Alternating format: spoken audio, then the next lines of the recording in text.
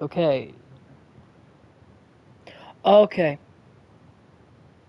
Are we clear now? Okay. Okay. Okay, we're clear now. Good. Are we clear now? Got it, got it, got it. I was not used to that function.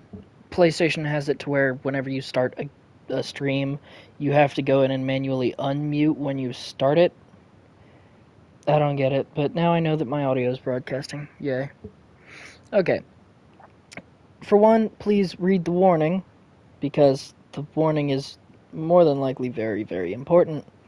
Please do not watch if you have any worries of any of the following there in the warning. For me, I have actually already started to play this because I wanted to play it in my own spare time.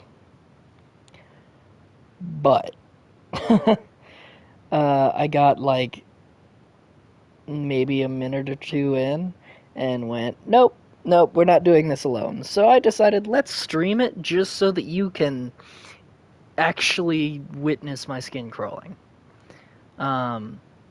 Also, apologies for any kind of background noise. I am kind of just in a public space. Not public, like I'm in the living room of my house rather than my bedroom. So you're probably going to hear background noise from the other rooms. I hope that the video game audio is going to be audible for everybody just fine, but we will see. If not, to my knowing, I have the subtitles on, so yay. You will have missed like the first few minutes, like the first two rooms, if I can't hit new game. I tried closing and reopening to see if I can hit new game. Nope. There is no such thing as new game on this. I kind of hate that, but whatever. Free demos are free demos. Once again, the warning, because you might want to take it kind of seriously. Do not decide that you are a brave, bold boy. Yay, we're starting right where I left off. Oh, great. Please open. Oh, I really don't like that. Oh, I really don't like that. This is the room where we started, so I know that the room's clear, so I know that we're not in any kind of a worry. I just really hate how that door opened. Oh, something I missed. Alright. Yeah, no, we started in this room where it's just a mattress and some stuff. That's just the wake-up room. This model. Is it this building? To give context, as it started, our character was looking at the grave of their friend, and then we woke up in that room and we got 2 texts from a friend saying to meet them in this building. From the same friend, I'm assuming, who was buried, so I don't know how that works, but it's Silent Hill. Welcome to the area where you have to atone for what you've done. Yeah, when I was in this area, I opened the 2 pages, and then the door creaked open on its own.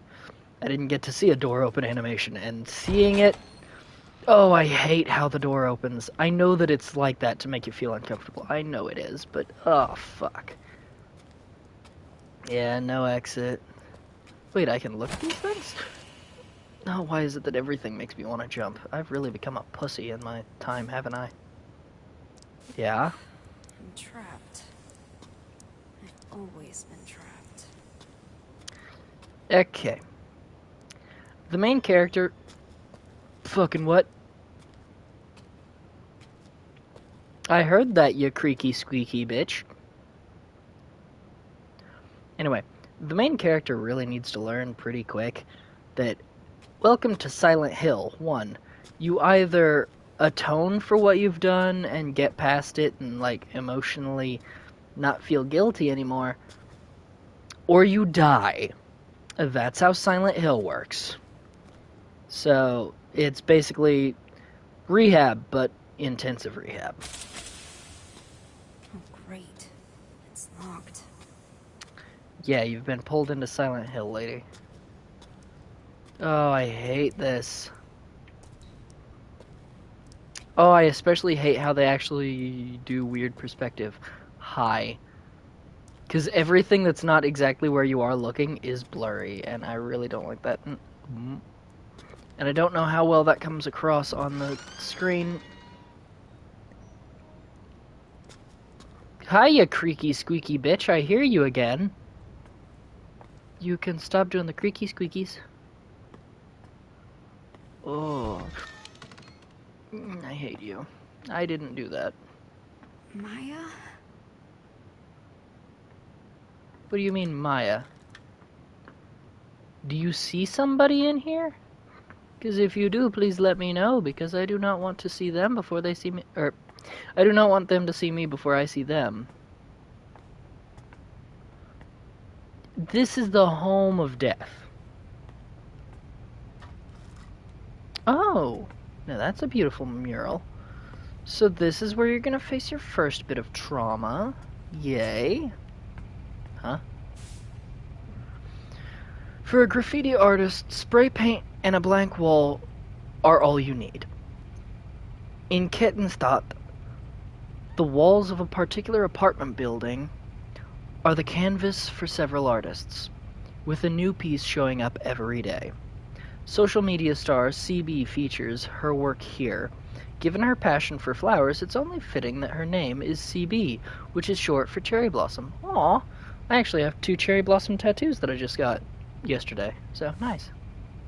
By the way, yes, they hurt.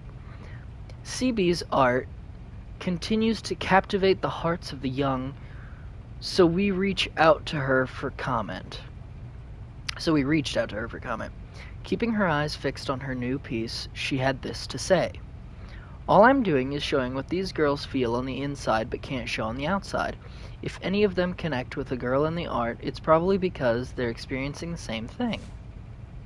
CB added that the flowers she depicts on the young girls she paints bloom out of the scars they bear. Ow! Anyway, the flowers represent the girls overcoming past traumas, or at least their desire to do so. Well, that's an accidental mirroring. How dare you? Everyone can see how talented she is. I couldn't be more different. Oh, and she has a tattoo. Huh. Mine are armbands. One's around the wrist and one's around just above the elbow on my left arm. But, huh. That's cool. Yours is far more detailed. Well, I'm not necessarily sure I can say that, but your branches are much thicker than mine are done.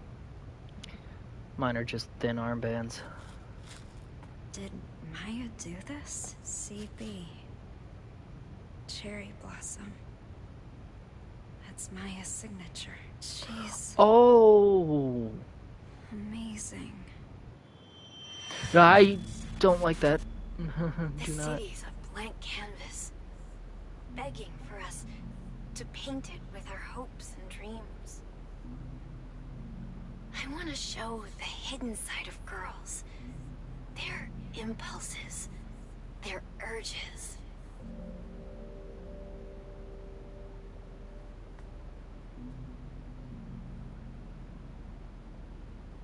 What are you hiding inside?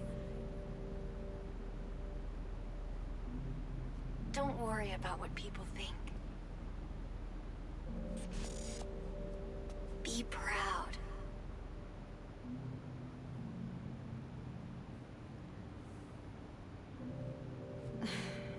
How could I ever be proud of myself?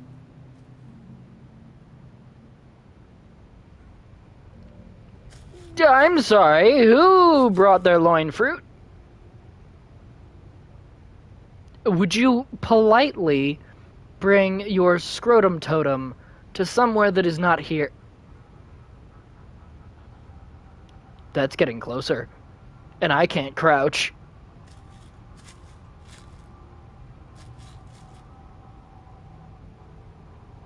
You can politely fuck off.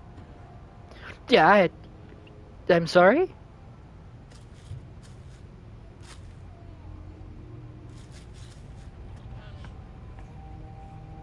Who brought their crotch goblin and why?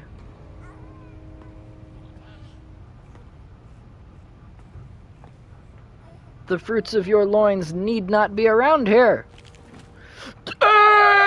They I killed it! Sorry, fucking what? It's laughing. I'm sorry, I did not need to literally see you slosh out of the proverbial womb, which was the shelf. Hi. Oh, there's actual blood. Okay. Welcome to Silent Hill. Suffocate family? Is that what the wall says? Okay. Wow. Okay.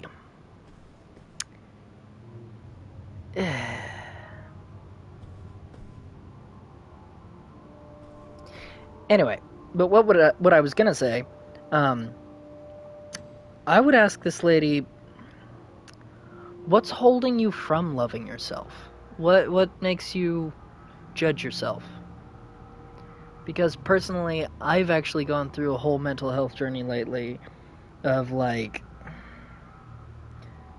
hating myself for a lot of the things I did, learning to love myself, all that. Like, it is a long journey, and it is difficult, and admittedly, like, I am trying to push further into my life, change the friends I have, and just try to actually take life by the horns rather than, you know, sit around. But,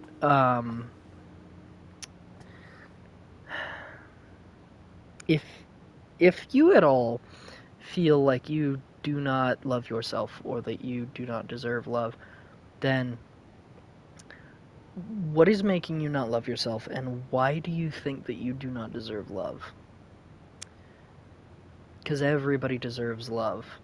And looking at that picture back there, I'm pretty sure that in the beginning of the game we saw the grave of the person who made that. And so it does go to show that the people who seem the happiest, who seem the most happy-go-lucky, are usually the most depressed.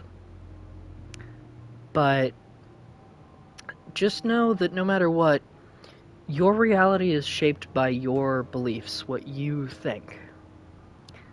And so because of that, if you want people to love you, if you want people to see you for the amazing being that you are, you first have to see that in yourself. It took me a long time to actually figure that out, because whenever I was in high school, I actually believed that that was just cockamamie bullshit. But as I got older, I've come to find that actually, yes, you kind of have to find yourself before anybody else can really see you for anything good or you. So, there's a bit of my motivational speech, and we may actually do more motivational speech as this goes on if I do not shit myself in fear. Ah, that's why you were done like that. Huh. Fucking... Fuck you. Are you alright? You asleep? You still asleep? Sorry if I woke you up. Didn't see you at your job yesterday. Still not feeling good? You taking your meds? Oh, that's kind of... Ow. Sorry for the late reply. I fell asleep. Okay, then... Like, tell me what's going on here. Don't worry about it. How you feeling? I'm okay. I can actually get some rest now. Didn't mean to scare you or anything. Message-wise, like, you're high schoolers, I get it. Like, everybody has the fear of each other, and everybody, you know, drama, blah, blah, blah, and all that. So, whatever. I know you didn't mean to scare me here, but you have asked me to meet you at an abandoned fucking building that is absolutely derelict, where the doors are opening on their own, and I would text you that I need some goddamn help. I'd be like, yo, let's meet at the local Subway or restaurant. Why did you choose the abandoned building? Just saying. Don't worry about it. All's good now. I'm still a little tired, but I'm gonna get up soon. Okay, this is the lady who told us to meet her here, if I'm remembering correctly, you are still in bed? Then I'ma take a nice squat, I'ma pop a squat on the floor and wait for you. I'm not gonna explore more of this abandoned building, and again, let's meet at the local Arby's. The local YMCA. Like, anywhere that is not an abandoned derelict building where no one would hear you scream. Seriously. That's a relief.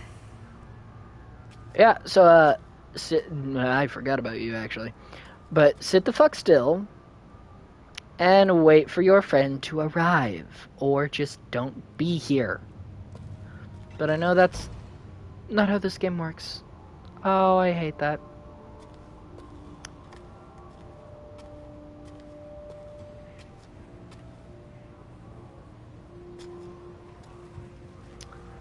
Who left the telly on? Oh, never mind. It's our own fucking thoughts. This place.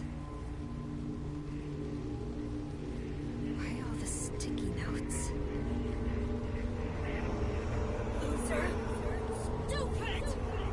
Liar! Crazy! Crybaby! Ugly! I hate you, dumb! Go away!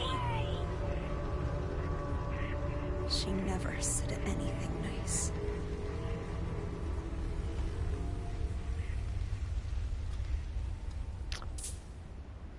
So here's time for me to give a rant on this one, because I think this is actually rather poignant.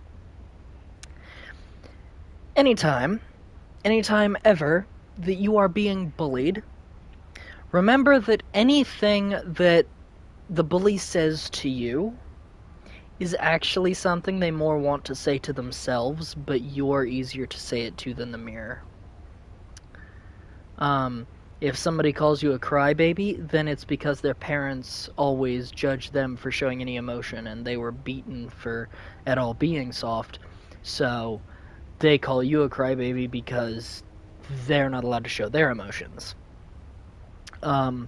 Same for if they call you weak or anything like that. If they call you a liar, then they probably lied to their parents about something. But just remember that every single insult that somebody throws at you is something they would rather say to the mirror, but you're easier to say it to.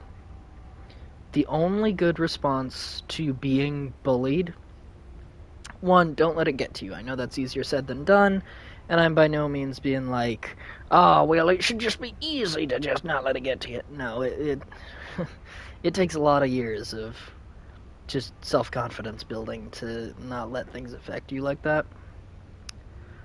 But, overall,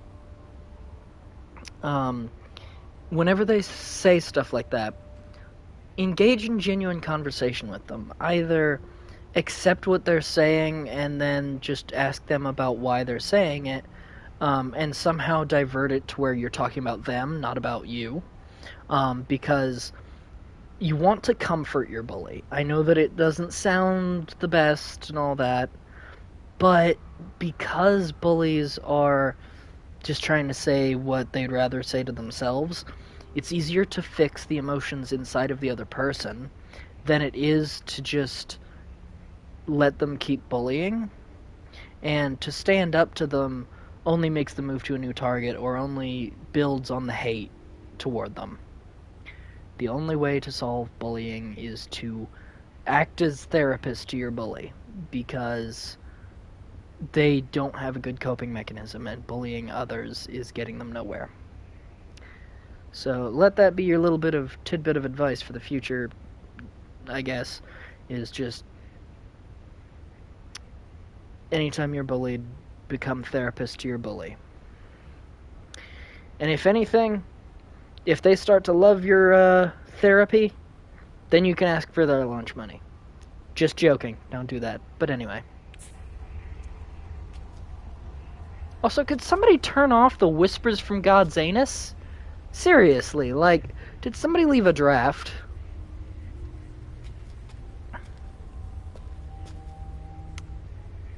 Yeah. Every single insult is just something that they'd rather say in the mirror. So personally, anything like a note like this that's left, to me, it's not toward the person that's here, it's toward the person who left it. So, again, for me, these all just bounce off, but if you are having trouble with self-love, first, find therapy and self-love for yourself. Learn to love thyself. And once you have achieved the ability to love yourself, then help others who are throwing these out. Because I guarantee you that anybody throwing out an insult or hatred is hurting deep inside. Anyway, child abuse and neglect in Ketterstad. A recent statistical survey has shown the rate of child abuse in Ketterstad last year was nearly double that of the average in other developed nations in Europe. Oh, so we are in Europe. So this is Germany, I would assume. The recent economic strife and its resulting poverty are thought to be the cause. My mom left me. On that I cannot speak, because based on everything that I'm seeing, it's very... everybody else is insulting you, but I don't know about your parental situation yet, so I can't really speak to the character on that one. But economic struggle and all that, yeah. When it comes to if your parents are abusing you, yeah, unfortunately, especially in American society, what's going on is that we have such a stress put on us and such a you will do your work or I'll throw you on the streets and you'll never eat and blah blah blah yada yada. Like, we have such a financial stress that when we get home, rather than just finding a time to mellow out and explaining to our kids or anything like that, that hey, I didn't have a good time at work or times have been rough lately, and asking for like alone time or anything like that, we instead just don't explain to the kids the issues, and then as soon as things get too much of like the emotional buildup, the parents go off on the kids. And the kids feel like it's their fault because they're kids, they don't know better yet. And the adults don't see the damage that they're causing because they only see themselves, and they feel like all the stress that they're going through is all the stress that there is, that kids have it so easy and that the adults going through work have it so hard. When really, we all have our struggles, but kids don't know yet how to guard from other people's issues pushing in. For us adults, when we hear other people complain, we're just like, yeah, well, I've got this, and we don't really care. Whereas when a kid complains, they usually will blame themselves or take whatever you have to say to heart. So, fun fact for future, if any of you are adults, don't blame your kids. And if any of you are kids, remember that anything that your parents complain about, it's their problem, not yours. It's them not addressing their situation and then taking their anger out on you. And you do not deserve that, but at the same time, do not feel like you need to yell, stand up, whatever, depending on your situation. I'm by no means saying that there is no situation in which you should stand up, but first see if you can help solve their issue. Now, if you are, like, that's for physical and emotional abuse. Now, if we're talking sexual abuse, get out. Bottom line, get out of there. Do not allow that to continue. Seek some kind of help. Now, something I do notice here, it says pervert. I would be very worried about the person who threw that insult out, because that is actually, oddly enough, usually not one that's used when referring to something that should be in the mirror. Usually, that one, either you genuinely did something that was, like, sexually weird, or their parents don't treat them well, and that's something they'd rather say to their parents. So watch out for that one. Anyway. Yeah, most every insult is something that they'd rather say in the mirror. Okay, can we stop with the fucking whispers? Can we really stop with all the notes? Like, I get that you hate yourself, and we're in Silent Hill, the place where you have to atone for your problems and mental issues. But really... Oh, well, that one. I only use cunt in a, like, in a comedy sense. Same for bitch, stuff like that. I only use those in a comedy sense. I really don't like when they're actually used as an insult. So remember, if ever I say cunt or bitch or any of that, it's for comedy purposes. It's not... I'm not trying to genuinely insult the person. Okay. Antidepressants. I've taken enough medication. Okay, how many antidepressants do they have you on? Because there's many different colored bottles and many different methods of holding there. Mate. But, like, antidepressants can only help you so much. You have to, one, go through therapy and find a way around your pain. And not as in, like, drugs or alcohol as a way around it. Like, find a way to actually, on an emotional level, help yourself. Or even ask others for help. Because personally, I'm on antidepressants. I'm on one antidepressant myself. But I'm trying to handle myself to where I don't need to be on it anymore in the future. I'm trying to recover because antidepressants are not a solution. They are just a way of holding it back to make it easier for you to handle it. Oh great, we just want to take a bath, do we? And also, why is it that the bathroom is the one most clean place in this building? Seriously, like, I know that there's roaches on the wall there, but, like, overall, it's cleaner than the rest of the building. And also, why are you going into this fucking dead end of a room? Because, is this an analogy for, period, or were you, slicey dicey? Okay, we need some privacy in here, if you wouldn't mind. Oh, the one time you won't let me close the door? Alright, okay. I'll just know that somebody might be watching me from over there. I hope you're getting a good camera angle. Anyway.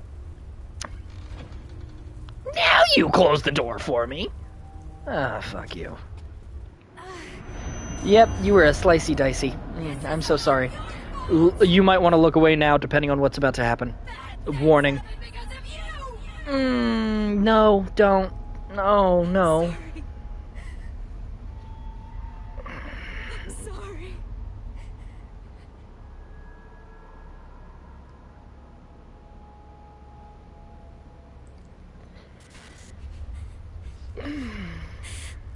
Mom.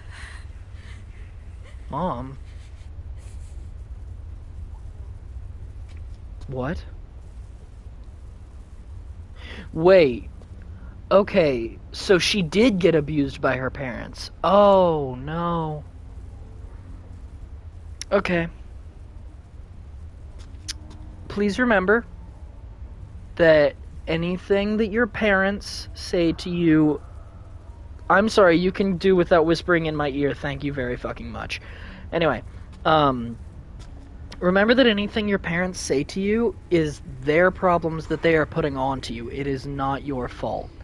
You are far too young to have caused any kind of issues that they could not handle for themselves in a responsible way. So, never blame yourself for anything that your parents complain to you about.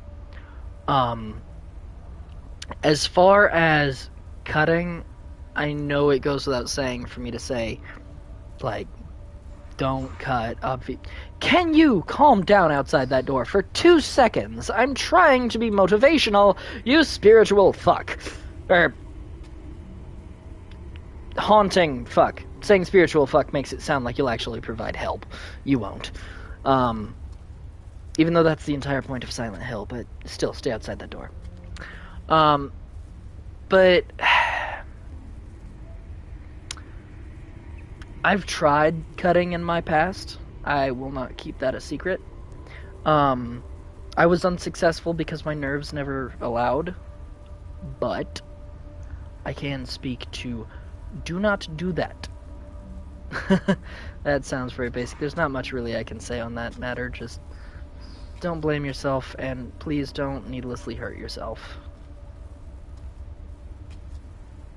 Okay, now that you've been waiting for my attention outside this door... I really hate how you open the doors, lady. Something's in here.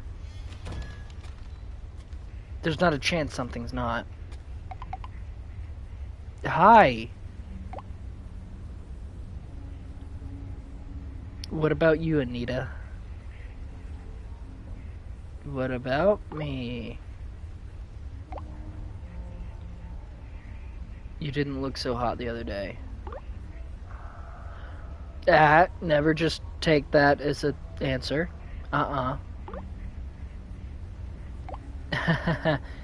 Yeah, a good friend is going to worry about you. Thank you. Yes. Meds will... They will help you temporarily, but you do need to address the base of the problem for yourself. So that you can later on not require the meds. And overall, like, the meds will help, but over time, like, your situation's going to go down and down if you don't help yourself, because the meds can only keep you afloat for so long.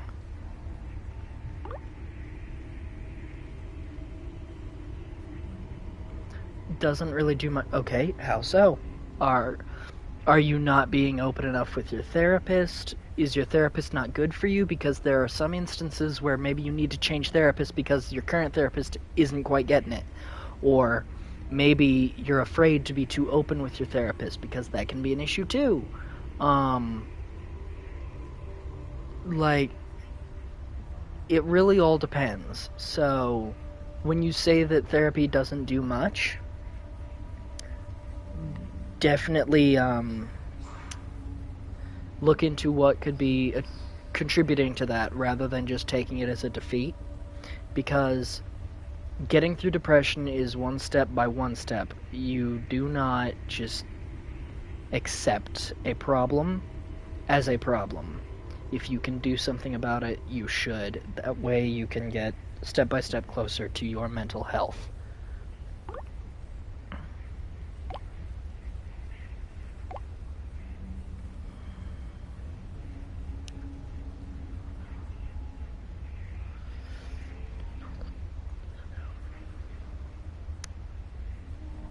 Okay, talking to adults doesn't help. Okay. Then be more open with your friends that are your age.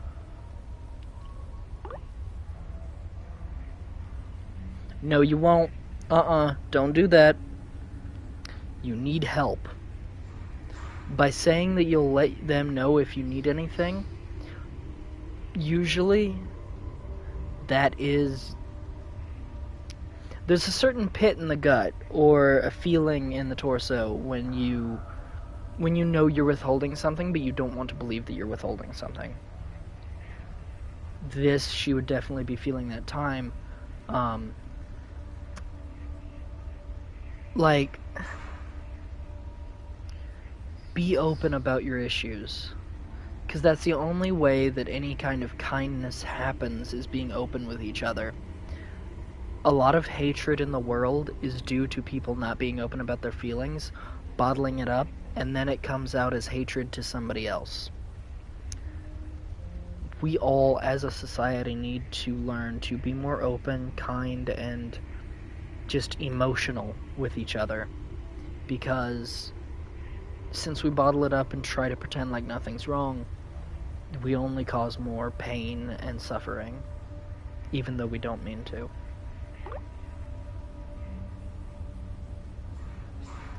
Where?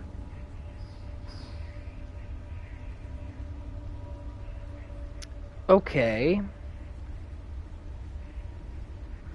Okay, I would need more context on this situation. Did she hospitalize them, or did they hospitalize due to their own, like, self-injury and stuff?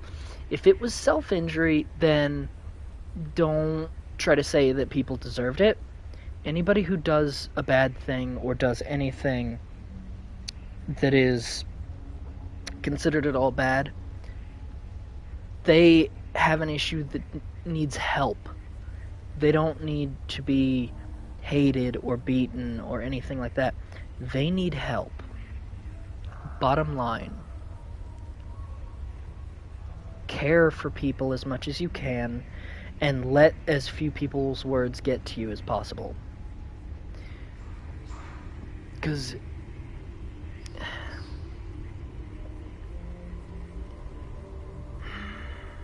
if you did the hospitalizing, then you need to get the help, but also, in order to get that help, you need to apologize to the people that you hurt. But also, don't feel like other people deserve anything or that you deserve anything bad. Just be kind and caring to each other. That's something that unfortunately the world has lost, and we need to get back.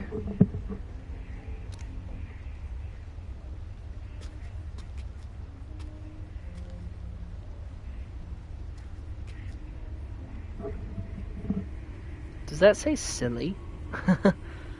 Silly is one of the words that I've never quite understood as... Oh, no, it says ugly. Never mind. I thought it said silly, and I'm like, okay, that's a kindergarten kind of insult. Yeah, I can tell by the ceilings. We're definitely in Silent Hill, like, oh god. I just hope we don't come across Pyramid Head, because I really do not feel like facing my trauma that much. Why are you saving my game? Oh, fuck. Based on the loop-de-loop hallways and the factor that that was difficult, please don't chase. Maya? Oh, don't be a chase. Oh, it's gonna be a chase. And I'm gonna have to go back through that maze, aren't I? No time like the present! Turn back! Turn back! Fuck's sake! Turn back! What? Okay. Go. I don't know where I'm going, but... Go! No! Go! Run, lady! Run for your life! Okay, I see a light at the end of the tunnel! Go! Fucking go! Run! Who cares where you are?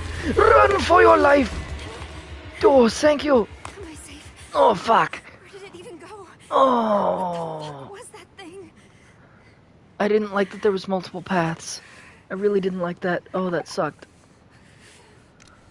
Fuck. Okay, so we do have different friends. Okay, it was a different person who asked us here. Oh, I don't like uncertainty. Like the horror, that was one thing, but not knowing which path to take, oh, that was the worry. I want to show you something. Can you come to the villa? You here? I'm in the studio. Wasn't I already at the studio? Isn't that where you did the painting? Maya? There's a monster here. You okay?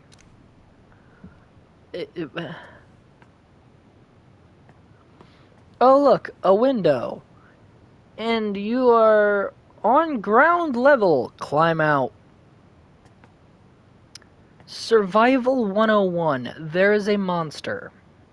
You have already sent the message to notify your friend. The best you can do is hop out that window and then maybe circle the building yelling for your friend.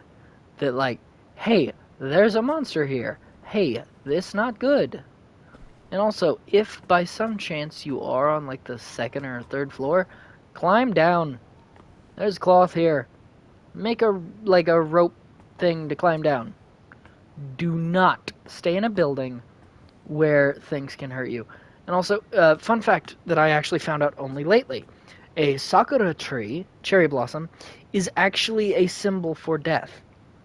Now, I don't know if it's like death and rebirth or just death, but I think that it's a very fitting symbol for this, considering that the artist in this has died. But I don't know. I don't know where I was trying to go with that. Just make some art out of that in your head. Oh, God. Teenage suicides continue at the infamous building. A rundown apartment complex in Kettenstadt has become known for its suicides, with teenage girls jumping from its roof practically every year. Despite repeat events, the building, abandoned ever since the development management company declared bankruptcy, remains easily accessible. Oh, God. I know that there's also, like, the Suicide Forest, as we saw years back, but...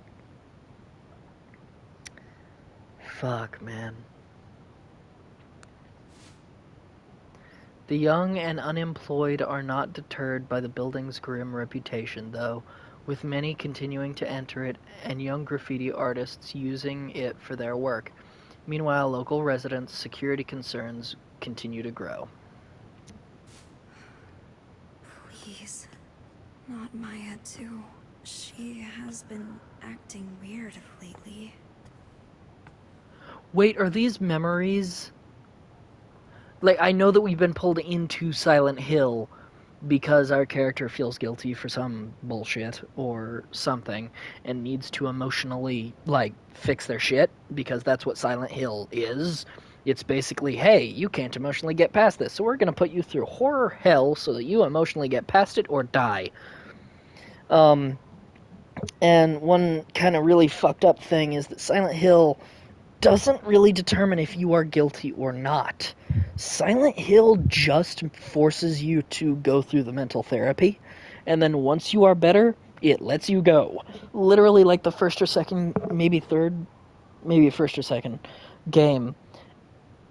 Like, spoilers if you haven't played it, but your character literally murdered his wife and her body is in the back seat, and you believe that your wife is still alive, and you have to go through the mental therapy of not blaming yourself and, like, learning to be more okay with yourself and be at more mental peace. And so the entire game tortures you until your character comes to the realization that, well, not a realization, I'm not saying don't blame yourself for murder, because, duh, I don't think I need to say why murder bad, but, yeah.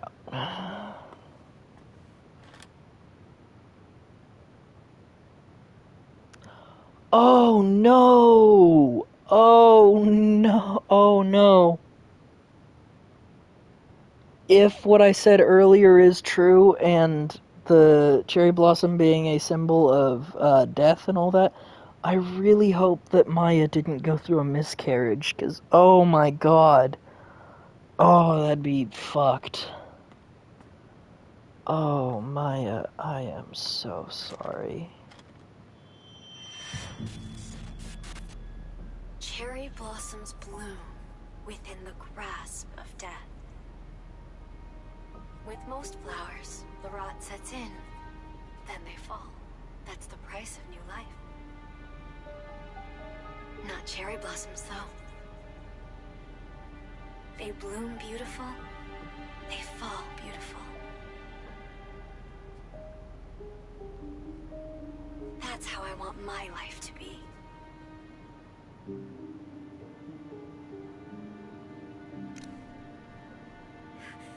Why is she not replying?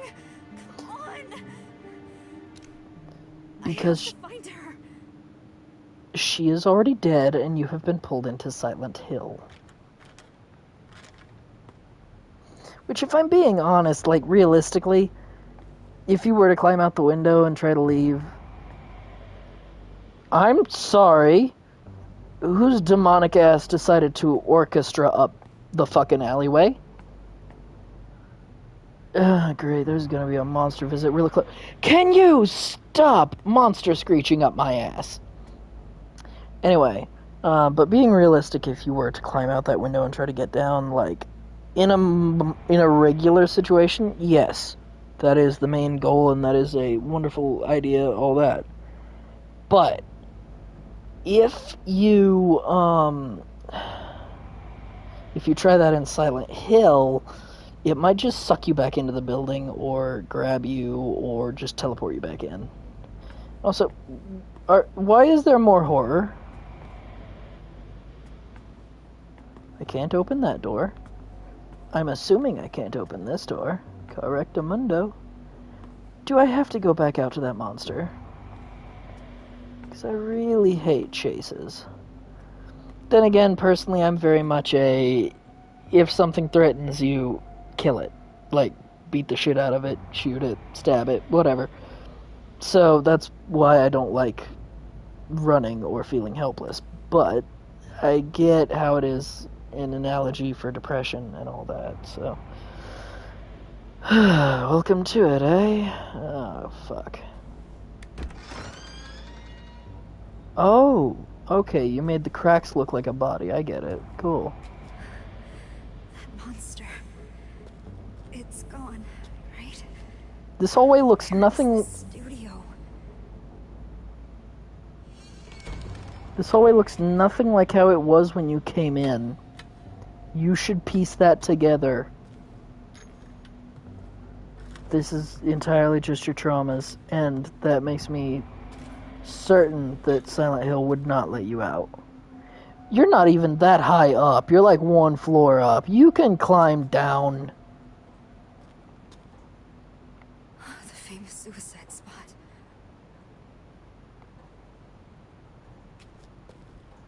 Okay, climb down. Just fucking climb. No, for all I know, maybe that's what Silent Hill is asking of you in this situation. Bear in mind, I am not advocating for jumping off buildings for the means of hurting yourself. No, no, no, no, no. But what I'm saying is that you're in a horror situation where there is a monster in that building that may kill you. Jumping at only like one floor height might be your best bet.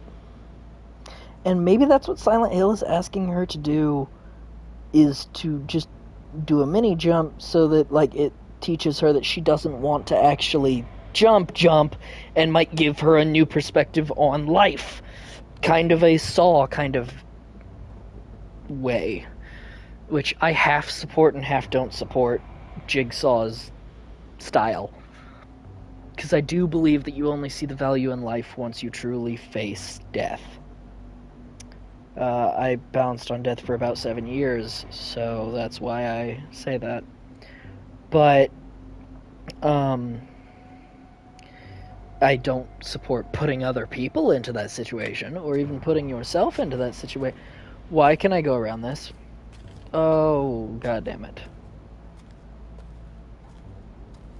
Okay, logistically speaking, this is supposed to be an apartment complex. They would not connect the balconies like this unless there was a stairway down for public access. And considering that there isn't, yeah, they wouldn't connect the porches like this. At least in America, because you don't trust your neighbor not to stab you. I don't know if this culture is a lot more open about that, but yeah, no. Can we stop with the fucking music, mate? Like, I can live without the fucking I'm trying to be an edgy fucking Dark Lord.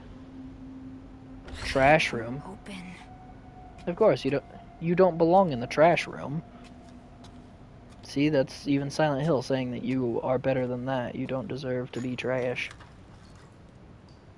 I know that that's my own footsteps, but I'm really hoping it doesn't alert something else to my presence. Mate, why? Calm down. But again, why would you go in here knowing that it's a famous suicide spot? Like...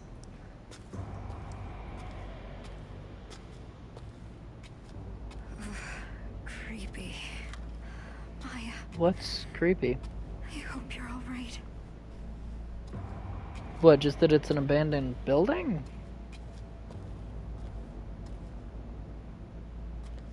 I mean, meh, modern art, like... Now, the sound of that is creepy. Like, modern art, meh, the area, meh. It's the sound of movement of other things in the area that is creepy, and I'm hearing a creaky creaking. Howdy, you squeaky creaky bitch. Why did my vision go blurry? Why am I seeing blurry? by the way, thought any more about college? Okay.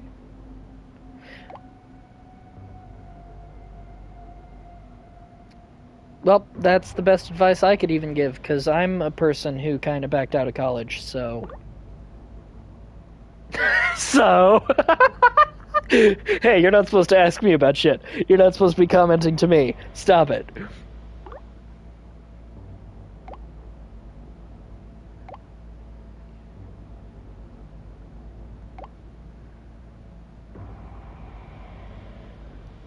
Once you're at college, are you not coming back here?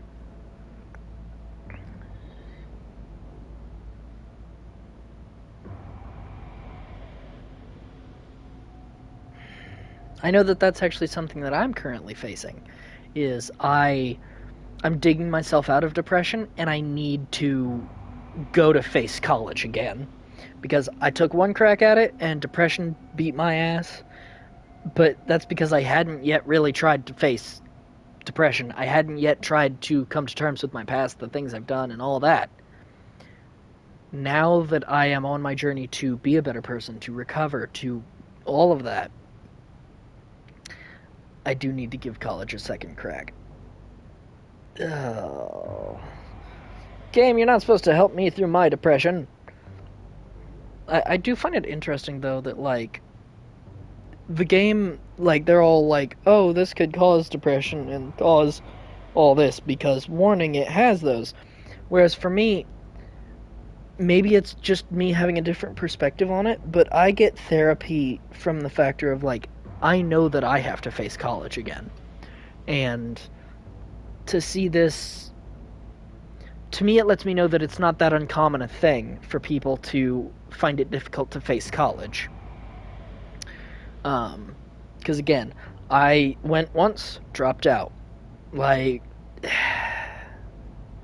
huh. Okay. Just had a realization I can be called a college dropout. Damn it.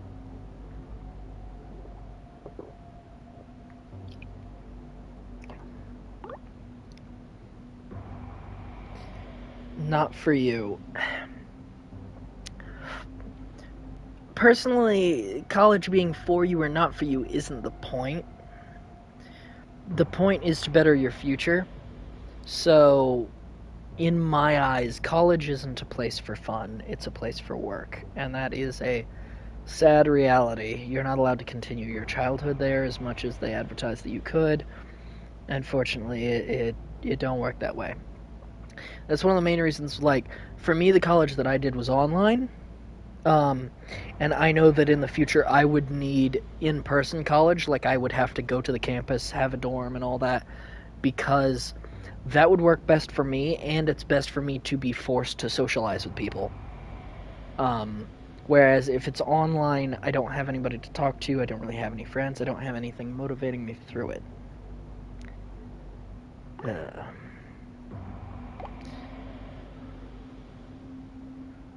Yeah, like, you can help each other. No. No. No. No.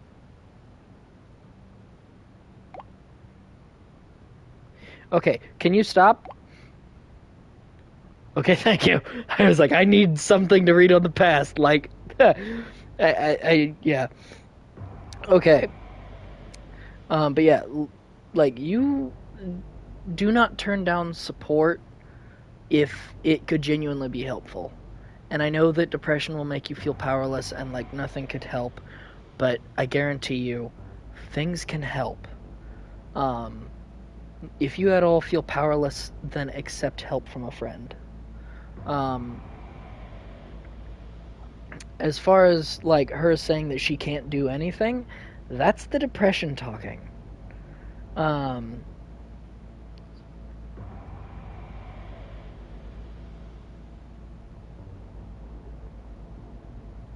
Oh, ow, that kind of reminds me of something.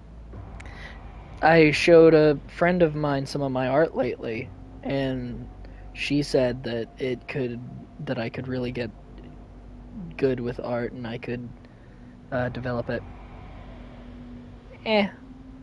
For me, meh. Art's not really my calling, and I'm not the best at it, so meh. I'm more of a tech guy. But for her, like, I haven't seen her drawings, but she might actually be far better and could pursue it. Like, let's wait to see her response before I give too much. Okay, well, fuck. Okay, you're comparing yourself to somebody else. For me, I say that my art's not the best, but I don't compare myself to anybody, and I don't, like... It's just not something I would like to pursue. Based on her response, she would like to pursue it, but she feels like Maya would outshine her. And that's something that I find issue with, even in my workplace today, is people thinking that there's even such thing as outshining. Nobody should at all see any kind of pursuit as a competition unless it's made to be a competition, like a race or something. Any other job or goal or anything, do not see it as a competition, because it isn't. Two people working on similar things can shine together. It's not a competition until you start bashing on each other. This, she's not bashing on her, she's basically complimenting her through her depression. Work together. If anything, have Maya teach you art. Never choose not to do something just because somebody you know or somebody else is better at it than you. Multiple people can shine at something at once. That's something you will learn in almost any workforce, is that nobody will outshine anybody else. Nobody will take away from your market. Like in voice acting, in art, or even in just regular office jobs, whatever. You may want to be like, oh, that... I'm just going to throw a random name. Oh, Becky, she always gets all the awards, blah, blah, blah, so whatever. Because of that comparison, you are weakening yourself. The best thing to do is just have your own self-confidence, and one that self-confidence will show to other people. And the more that you just seek success for everyone, the less you're really going to care if anybody's doing better than you or not. Because if you are only seeking your own happiness and all that, and at the same time not trying to hurt anybody else, then life will be so much easier for you. Well, not easier, but happier. It may be easier, like, at the same time. Because not saying specifics about my place of work or anything, and please do not look into my place of work. My personal life is my personal life. But at my place of work, I actually talked with my boss and have a whole goal system set up for how I'm going to climb and how I'm going to do better. And I have voiced with him my wishes to climb and to advance. And another coworker in an area that I want to advance in basically was like, don't get under my toes, or don't step on my toes, or whatever, blah, blah, blah. And I just said, I'm not trying to. Like, we can both succeed. And he's like, well, it's for me to advance and you not. And I'm like, no. No. No. This is not a competition. We can both succeed. And, like, he was very smiley, happy-go-lucky after that, so I really don't care. Like, again, for me, things like that just bounce off. I don't care. Next day I was laughing with him, cutting up jokes. Meh. But do not care about anybody in your way. Okay, that sounds bad. Do not let anybody else on your same path or anybody trying to dissuade you, do not let that hurt you emotionally. care about them in a manner of like wanting the best for them, but do not let what they say get to you. Man, this entire stream is just going to be mental health talk, isn't it? Great. Lee doesn't get it. No, I think you don't get it. Gotcha. So you don't really like this place. I get it. People in this town see graffiti as nothing but trashy doodles. And my classmates talk about me. Might not be a bad idea to leave town, actually. The great thing about graffiti is the world's your canvas. And as long as I'm with you, I can have fun anywhere.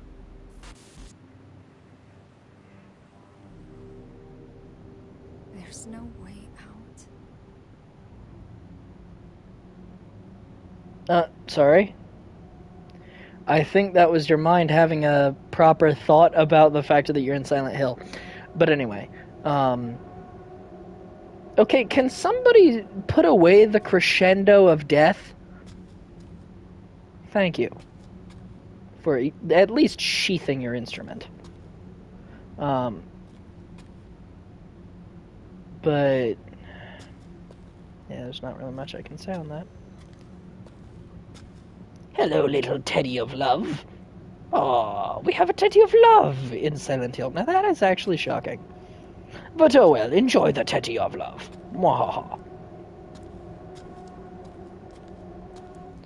Also, something that I really hate about the PlayStation 5, like, originally I thought that it was just Avatar, the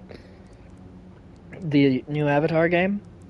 But as I've been playing, I've been noticing that, like, there's a delay between the controller and your console. Or at least there is for me. When I move the stick, it takes, like, half of a second for it to register that I moved the stick at all. And to me, it's jarring, because, like, on the Xbox and stuff, I don't have that delay.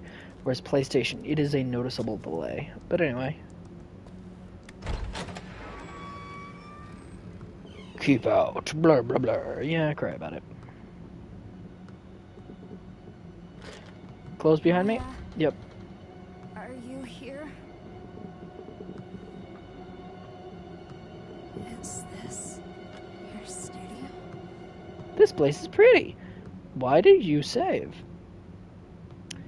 Okay.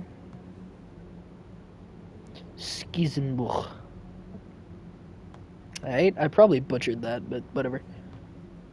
But this actually makes me kind of want to draw cherry blossom trees, just because, like, I think it'd be pretty, like, as an attempt at some kind of art. I've always been decent at plant art, far better than people, but, meh. I don't know. I am finding it interesting now, though, that I do have, like, Sakura cherry blossom tattoos, and Sakura cherry blossom is the whole theme, and I got the tattoos yesterday. Which, by the way, the one on the bicep, oh, it burned. Like, normally a tattoo just feels kind of meh, like a kind of numb feeling, whatever. And when it was on the inside of the bicep, it felt more like a scalpel going, and oh, like, my artist knew that I was in pain, and I told him as much. Ooh. The wrist, oddly enough, the inside of the wrist hurt so bad going in, and yet doesn't hurt after the fact. But the sides of the wrist, where there's, like, the bone, that is in a decent amount of pain after the fact. Oh, boy.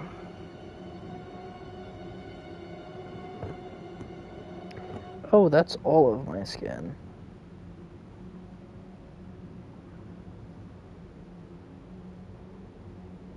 Alright. Sorry, I just noticed that my skin is odd right now. Whatever. As is the way of tattoos. Anyway. Are these Maya's sketches? These aren't even finished. And they look this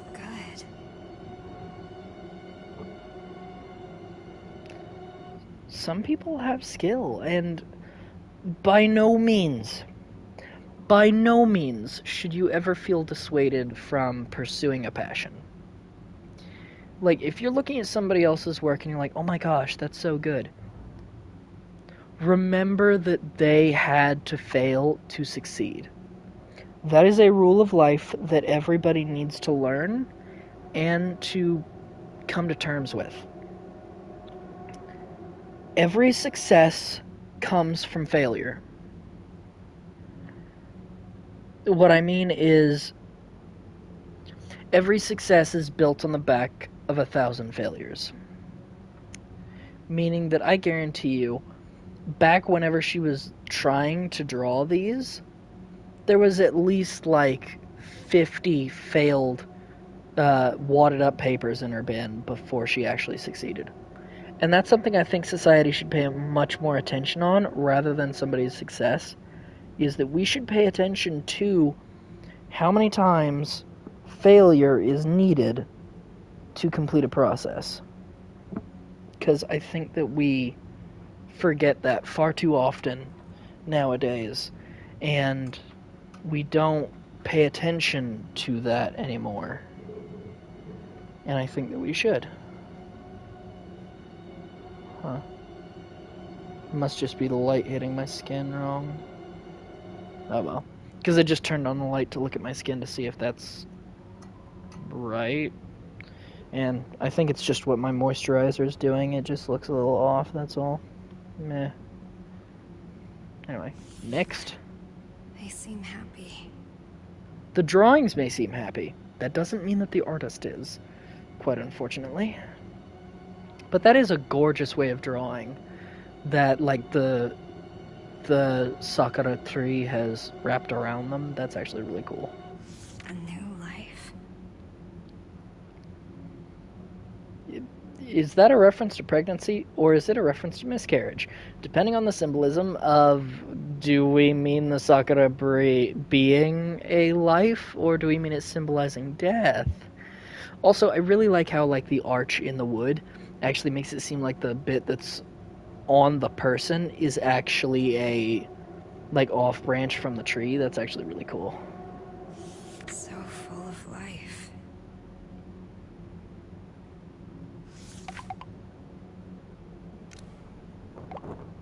Maya?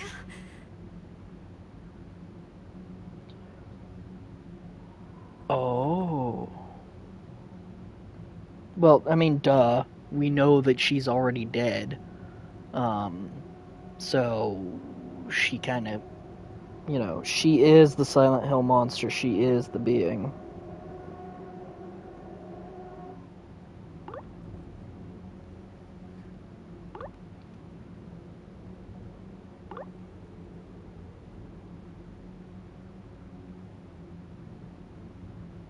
Okay, fun fact. Your phone will tell you if something does not send, and it will also tell you if it has been received. It might tell you if it's been seen. So, that should be your first warning that she's seeing these. Get out.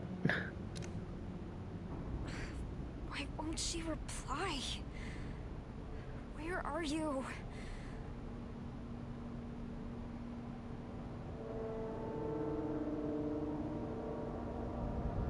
Am I going crazy?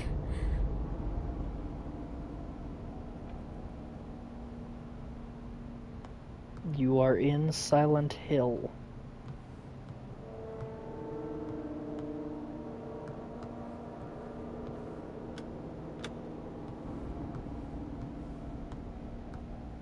Please do not have another chase. I really hate chases.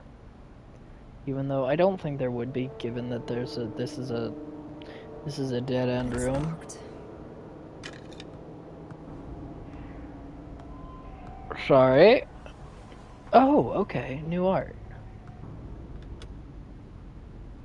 Okay. Wait a minute, that's different from the standard art. Because I noticed all of her Sakura designs are all... The branches on the skin face in a similar way to the branches around them. Like, that looks like it could have sprouted from the one below. I noted the one on the belly looking like it came from the one before. This one, the branches are inverted. That's contrary to the standard style. I don't know if that means anything, but it's something of note. It's beautiful. Who did Maya have in mind? You. Did you post this too?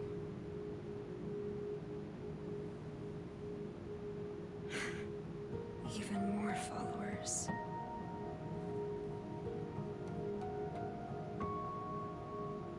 I lost followers again.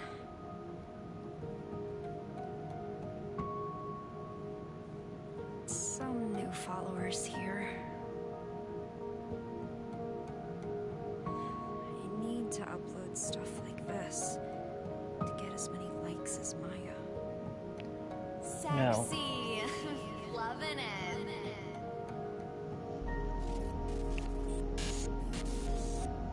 Stop with the boring photos already. No sexy stuff, no followers. Wow. You hate your followers? Congrats on reaching your follower goal. Come on, we want sexy pics already. Stop! Just stop! Please!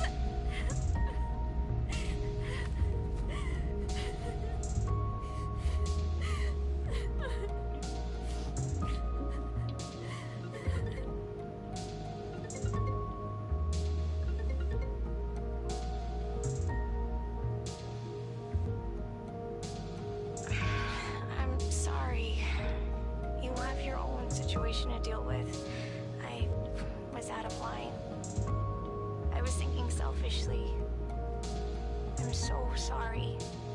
No, I shouldn't have gotten mad like that. Thanks, Anita.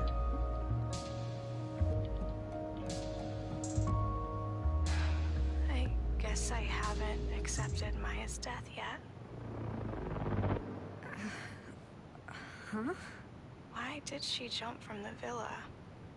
Why did she have to die? Maya's dead? Wait. Maya's really dead?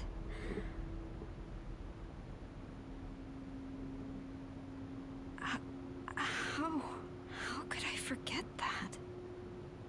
Are you alright, Anita? Hello? Hello?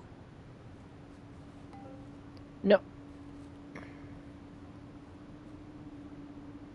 Then who's this? Find it.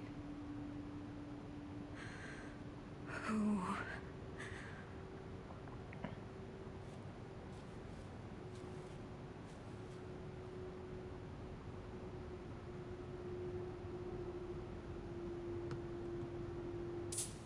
Okay, a few things to run down.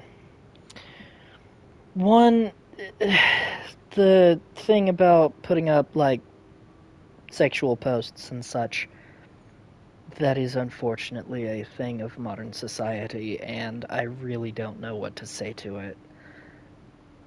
There will be people out there that are pigs. It's a sad fact, and I am deeply sorry to any who have to go through that.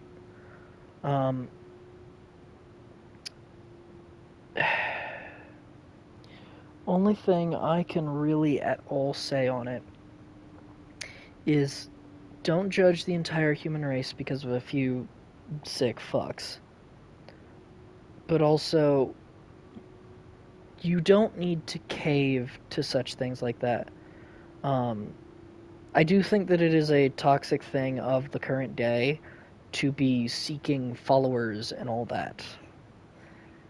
Because personally, like, it doesn't matter how many followers you have on anything. It doesn't matter how many subscribers you have. It doesn't matter any of that. So long as you are enjoying yourself, you are loving your life. Anybody who come along with that ride with you, then all the better for them if they get joy from seeing your story. But do not listen to hate, do not let people get under your skin, and don't care how many people are by your side. You have to take your journey on your own, no matter what. So, comparing followers to somebody else or anything like that, no matter what, you have to walk your own path. And comparing to somebody else will only make you want to walk their path, not yours. And that's not healthy. So, remember to love yourself. And don't worry about followers or anything like that. If you are posting on media the things that you love and that make you happy, those that come along for the ride shall. And those that have hate, vitriol, or anything negative, either ignore them or block them. Because they will give you no help in achieving your goals. They will only drag you down.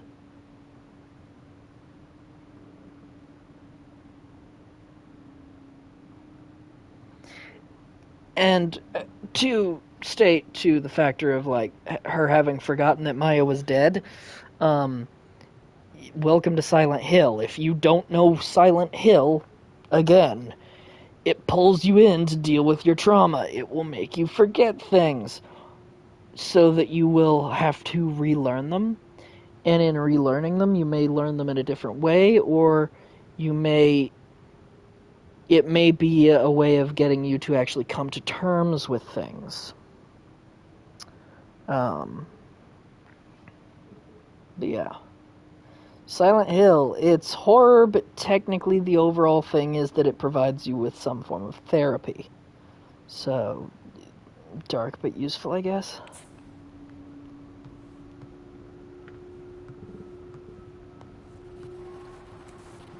God damn it, I don't want to do a chase again. Where am I supposed to run? The fucking hills have eyes? Oh great, that ugly ass filter is all over my screen no matter where I go. Damn you. Where am I supposed to run to? The fucking place behind me's blocked. Oh, fuck you. Fuck you. Run, run, run. Wherever we're going, run. Run! Okay, we're not taking a turn. Okay, we're dead. Great. Grand. Love it. We're fucked. We're fucked.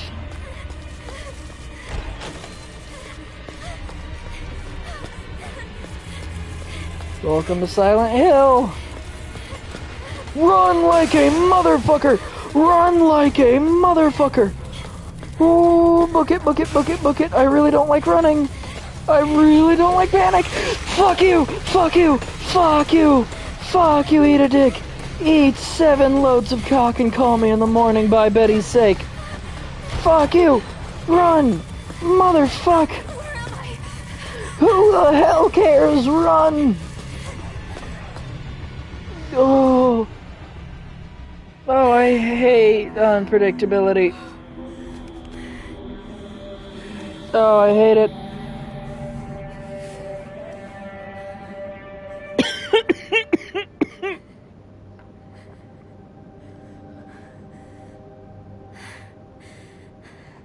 Maya died. But her art lives on. Even more followers.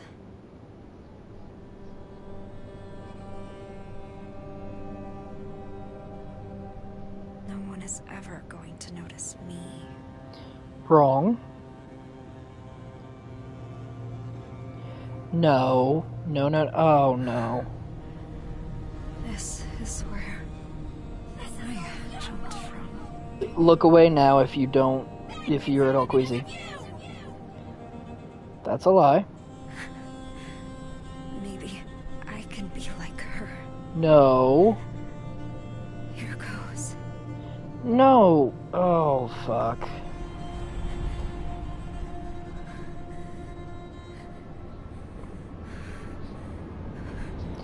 Do not ever do this. Oh, no.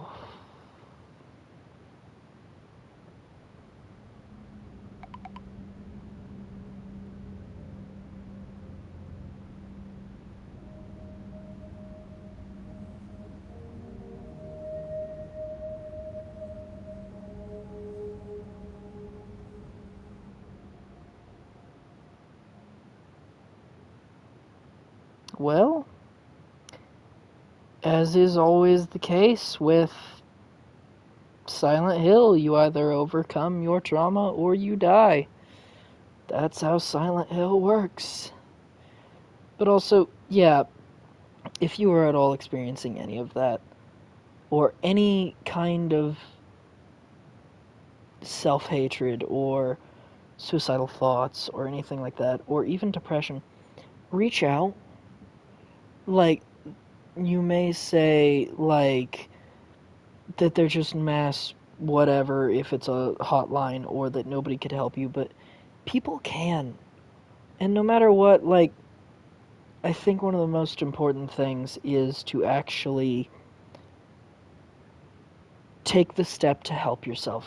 Not that kind of take a step. You know what I mean? Help yourself, and to actually feel like you could dig yourself out of your depression. Because no matter what, other people are going to want to dig you deeper, and it is a sad fact of life that other people are going to try to put you down. It's just the way of the modern day, and it's sad. But if you try to dig yourself out of it, and you commit yourself to not letting anything that other people say or do affect you, and just seek your own happiness and seek your own success, and not compare yourself to others,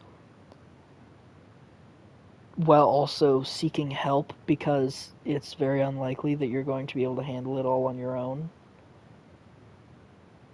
That is some of the first steps. As much as it may sound like what everybody else in the fucking world has said, getting help does not make you weak. We all need help sometimes. And the point of reaching out for help when you have depression or are facing it is because people need help through it. It wouldn't be considered a medical condition if people could just get over it. They can't. I mean, if you're one of the strongest motherfuckers in the goddamn world, you might. But that doesn't mean you should challenge yourself to. Seek help, and overall, it's learning to enjoy your own life and to enjoy whatever you can, rather than to compare yourself to other people or to feel overshadowed by other people. If you're part of a group and they don't appreciate you, or if you feel like you're the only responsible one out of them and everybody else is just fucking around or anything like that, if you feel like your happiness is not being taken seriously, then chase your happiness. I know that it may be hard, and for me personally, I'm going through a shift because I just left a friend group, and my depression was getting worse and worse and worse, and I thought that leaving that friend group would make me suffer. But after having left it, all that happened was I found new, better friends, people who better understood me, who were more kind, and looking back, I realized that while in the beginning, that friend group that I was part of was my kind of thing, and it was all that, as time went on, we became different people. And it was not my kind of place anymore, unfortunately. So, the best thing I could do in that instance was leave so that I could get new friends, better friends, and more healthy friends.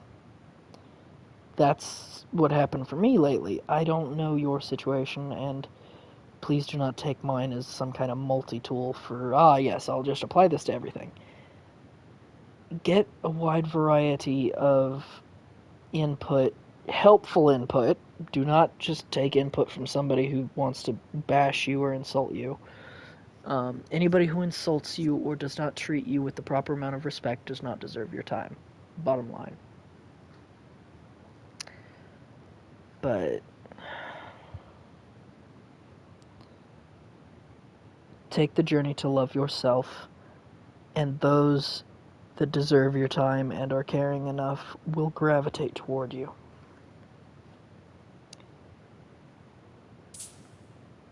Is that all of the game? No. Am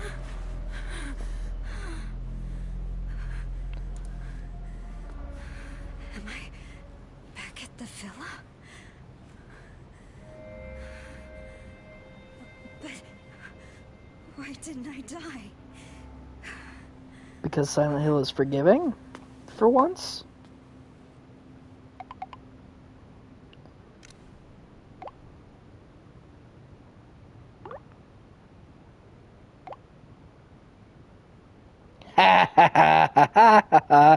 Oh, that's lovely.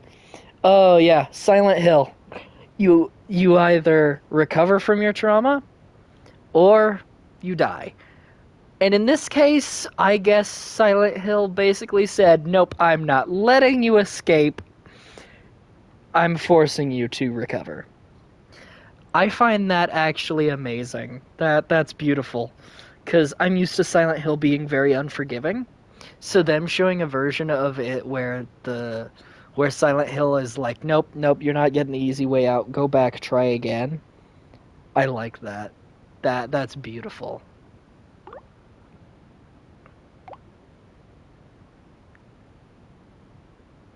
It's not Maya. It's Silent Hill. It wants you to recover from your trauma. And that's something that I've always loved about Silent Hill. As much as it was horror, and as much as people are like, oh my gosh, scary, blah, blah, blah. Like, the movies fucked it up. The movies really, like, horribly fucked it up. But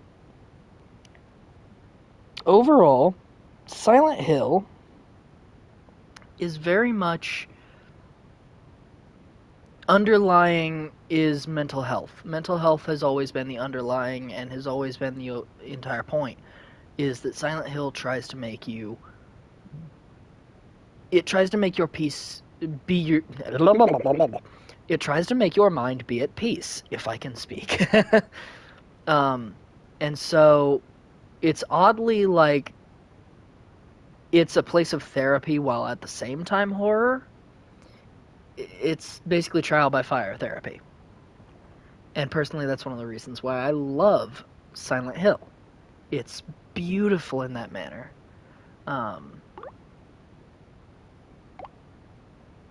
Yeah, you know that it's not Maya.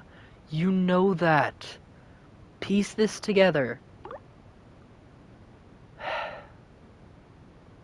You know that it's not Maya. Piece it together.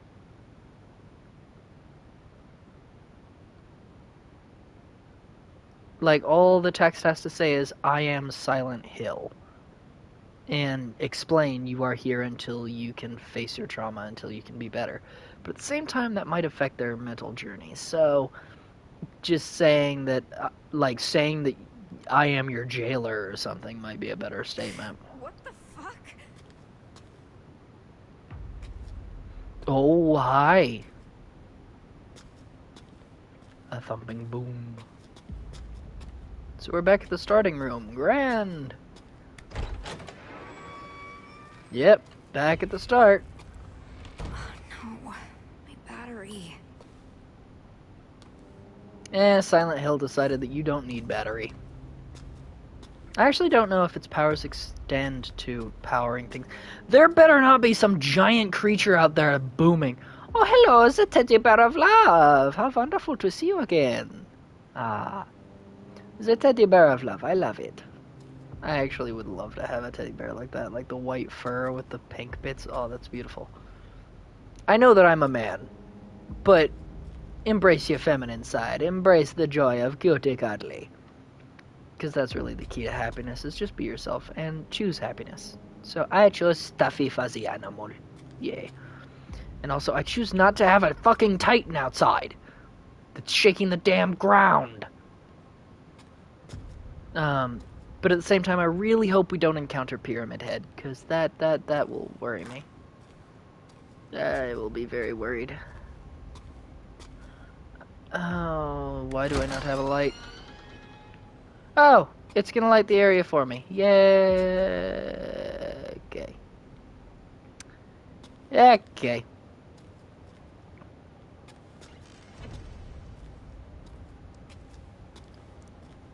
Oh, bad girl gets an empty plate. Yep, her parents were abusive.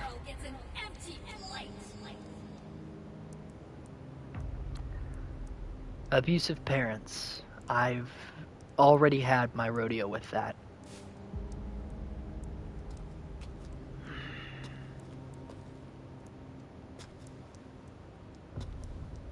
Yeah, no. Parents trying to control you in that manner is not healthy, it is not good, and it should be fought against. If your parents treat you like that, one, get it on recording. Get a recording of, like, them refusing to feed you or mistreating you or anything of that manner. And then once you have recording of that, send it to somebody who can keep it safe, or who might actually send it to somebody who could do something about it. And then rebel. That's my personal mindset on it. Because control can only be maintained if the person actually accepts the control. That's what I experienced with my mother. Because I was strapped to a chair, tortured, all kinds of things. It was not fun, by any means. But once I got the strength to fight back, to not listen to her, to just stand up for myself, she couldn't control me anymore. So then she would just sleep all day and night so that she wouldn't at all get me food or anything, so I learned to get my own food. And then what she would do is anytime I would eat something, she would yell that she was going to eat that day, and it wouldn't matter if it stayed there for almost half a fucking year. She would say that morning she was going to eat that, so that I would feel bad for eating it. And for me, that was an easy point out. I just pointed to her, hey, you weren't going to eat that. Stop trying to make me feel bad, because I'm not going to fucking sit here and feel bad over your goddamn feelings. Cry about it, you're an adult with money, go buy more. And then basically what ended up happening was over the next 10 years after that, it was just constant berating of me, saying how useless I was, how I was the cause of her life being horrible, all kinds of bullshit, yada yada. And for me, I just pointed out to her that I haven't even been here all that long. I'm a young kid. She's a full-grown adult who had her chance. She had college degrees, and she pissed it all away. It's her reason that she was in the gutter, not mine. And her abuse toward me is not my fault for her wanting to exert control over her life through me. So if my story of abuse gets you through anything, take it as you will. But control only lasts so long as you allow it, and if you stand up, you might get somewhere. And if you say that, oh, physical abuse will happen and it doesn't get you anywhere, physical abuse only happens until they realize that it's pointless. If you give in to any stage of the abuse and you do what they say at all, then they will lean on that form of abuse to control you. For me, there was the emotional abuse first, then there was making me stand with my nose to a door for hours upon hours on end, and then I just refused to do that, and then there was strapping me to a chair and torturing me, And then I would just keep fighting against that and not caring. And the emotional abuse and all of that. And since I never really gave in, I never allowed her to control me. She couldn't. But anyway, that's enough of me explaining my past. Because I've gone through my trauma relief journey. Even though there is yet still more for me to handle, I'm not at all in an extreme bad way. Choices. I don't really like choices in horror games. Something tells me that this is the right choice, though. Hello, little baby of hell.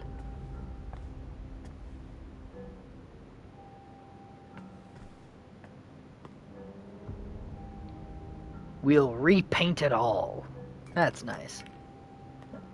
And also, that, you know, he looked at his own shoe bottom to see, like, what it actually had on it. And that's actually kind of cool.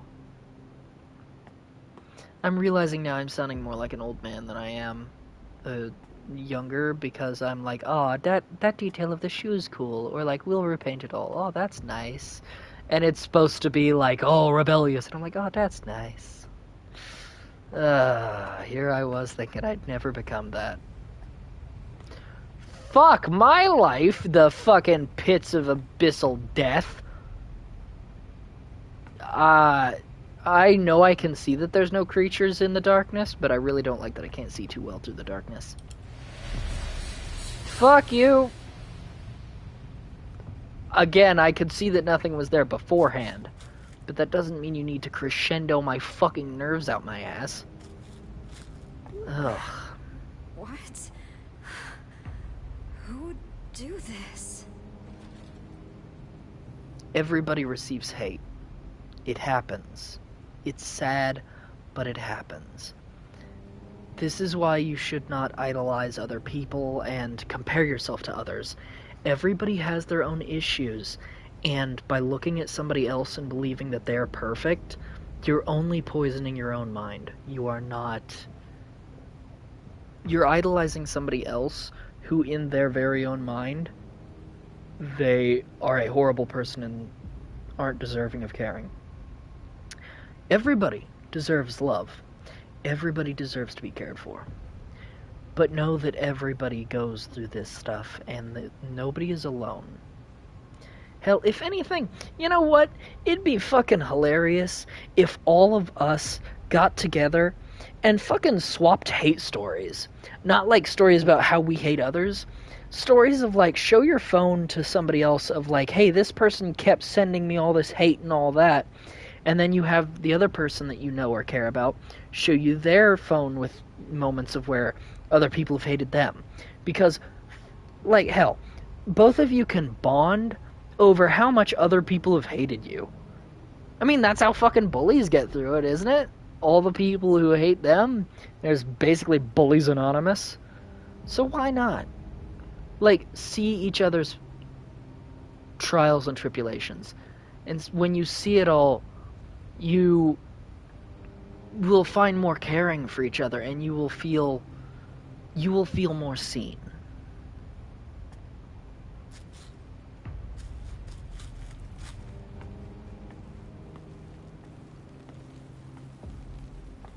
Oh, that's cool. Ha, walking phone.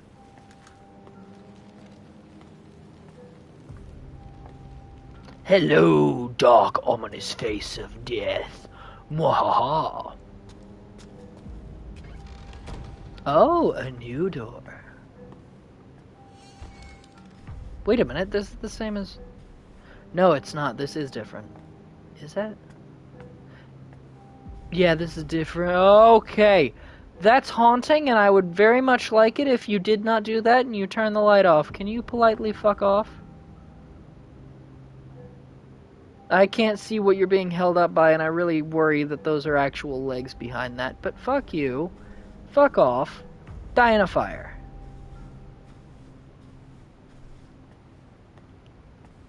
Okay, that's where it's wanting me to look. Wait, it's back on? Okay, so Silent Hill's power does correlate with power as well.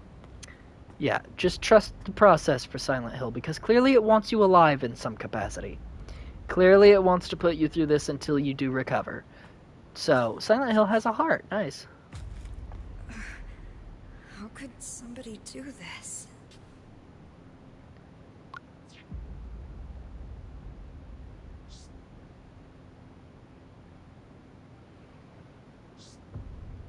Yeah.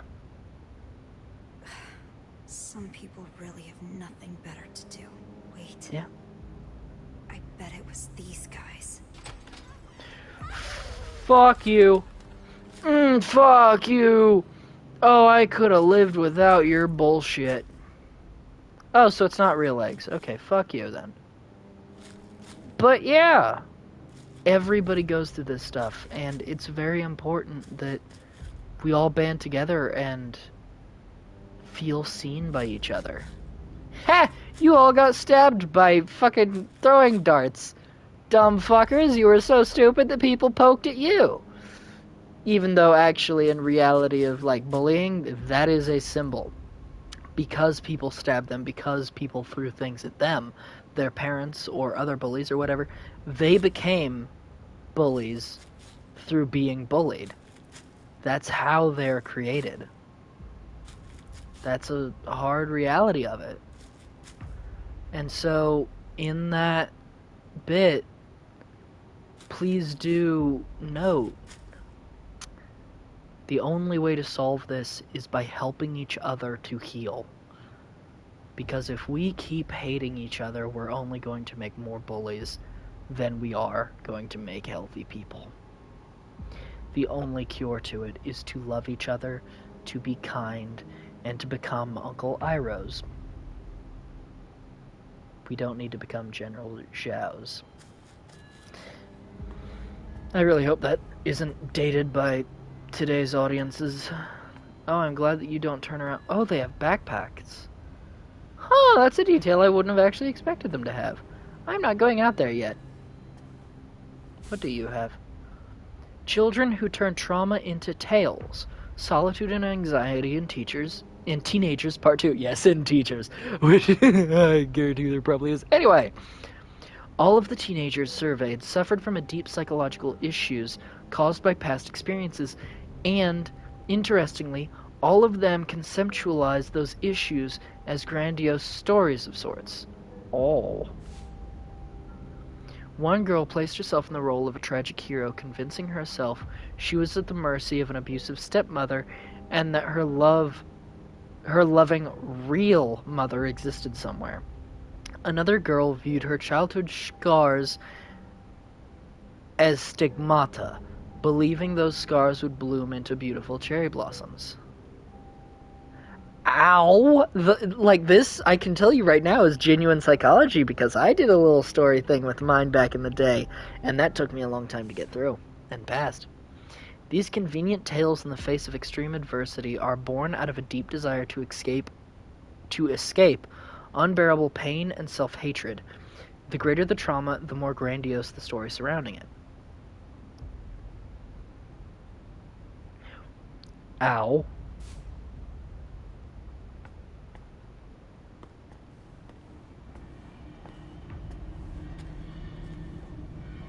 Hello, Silent Hill. You're foggier today. Nice. What's this? It's an endless pit.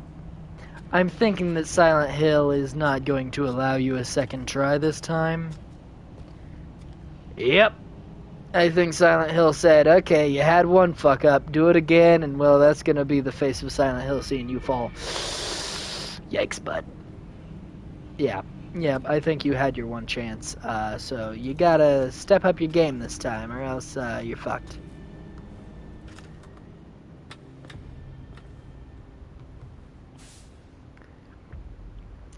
Inside the fog of social media, solitude and anxiety in teenagers. All of the teenagers' interviews said they were ashamed of the risque...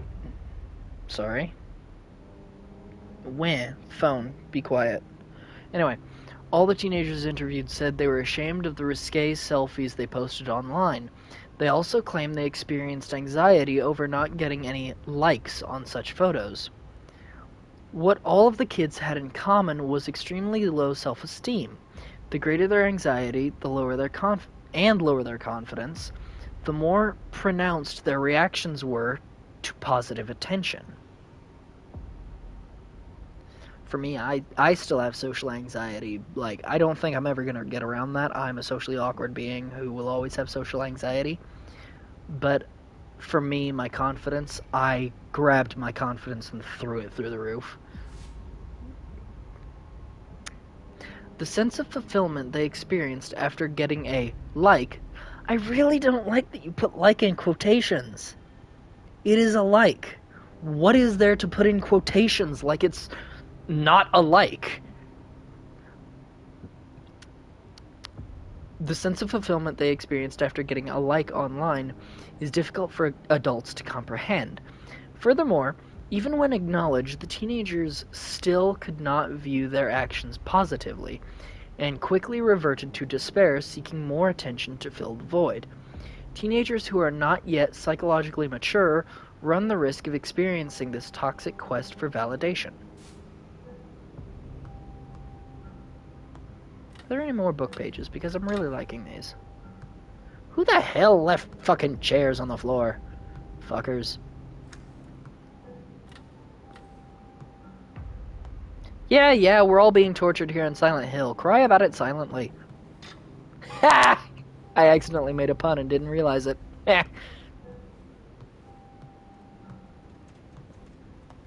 Oh boy.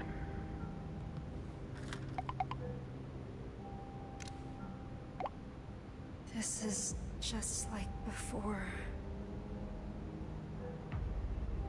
Okay.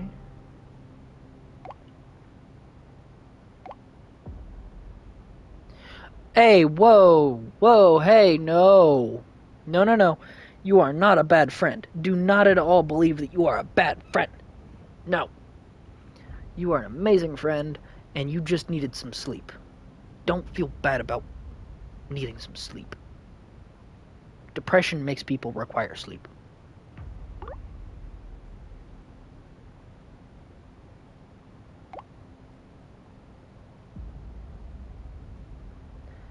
Okay.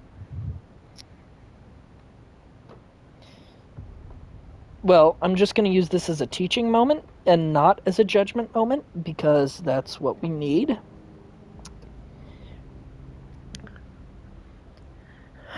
Why are you asking that? Some people can't come to terms with stuff like that, and they need your reinforcement to fully come to terms with the situation. Like, that's why she's asking. She might not be able to come to terms with it yet, and you should help her through that.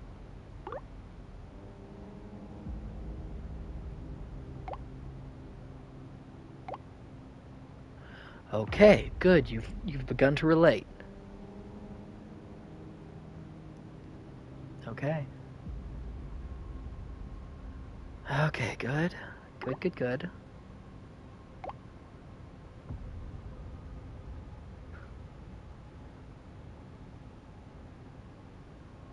She needs the validation, or not validation, she needs the confirmation that Maya is dead. She's having trouble coming to terms with that, and you need to help her through that. See, that's what that kind of confuses me here, because Emily, or Amelie, whatever, I'm gonna say Emily because it just rolls off the tongue easier. Apologies for any offense. She's supposed to be controlled by Silent Hill as well. So why is it that she isn't acting in a more direct and understanding manner if she is also being controlled by Silent Hill? Oh, okay. Better. She's seeing them as really good meds. Good. Okay. Meds are good, but what about therapy? Okay. You're so good to me, but you're leaving me behind. Okay, then voice that with her. If you have issues, voice them. Because communication is one of the number one problems in the modern society, especially for our generation. Voice your issues with your friend. Anyway.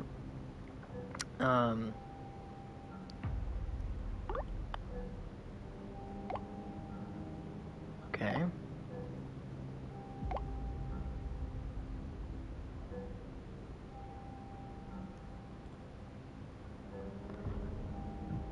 Sorry, I had to burp. Anyway. Okay. I would ask about the book she read recently, because that might be important. Especially given that Silent Hill wants you to find something. And then, you shouldn't feel guilty for what happened. You acted in the best manner possible for your understanding of the situation. And because of that, you shouldn't blame yourself. Even if she didn't tell me anything, I should have known something was up. You aren't telepathic. It's not your fault. You aren't telepathic. You don't know that. And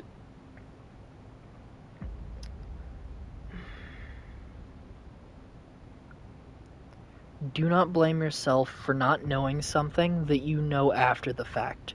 You couldn't have known before, and the factor that you didn't know before only reinforces the factor that you couldn't. It's not like you intentionally shut off your mind, like, oh, I'm not going to pay attention to signs of things. No, you still paid attention. They were still your friend. It's not your fault for not picking up on something like that. It's okay. Don't blame yourself for the actions of someone else. Did Maya really not say anything? Like, at all? So what'd you think of the book? The author killed themselves when they were young.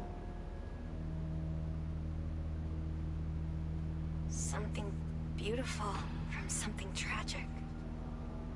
It's kinda enchanting, isn't it? I wonder what they were thinking right before they died. Anyway, I didn't think you'd share your thoughts in a letter. You really are shy, aren't you? I actually kinda like that, though. You write in a really flowery and passionate way.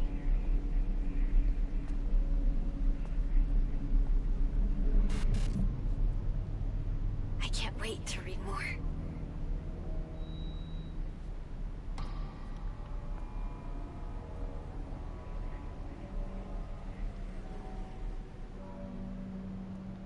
Oh, okay. Letters. Sorry, who opened the door of fuck off? Fuck off. Anyway, okay, that opens a whole new fucking area. One, okay, that's where the warning sign was that she was going to commit suicide. But do not blame yourself for the actions of others. Never blame yourself for the actions of others.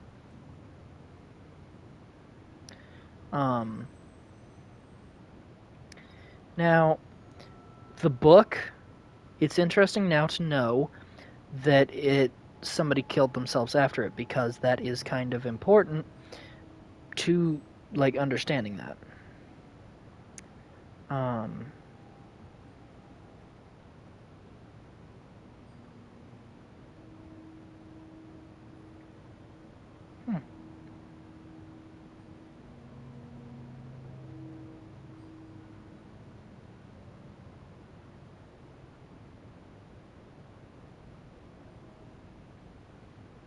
Huh.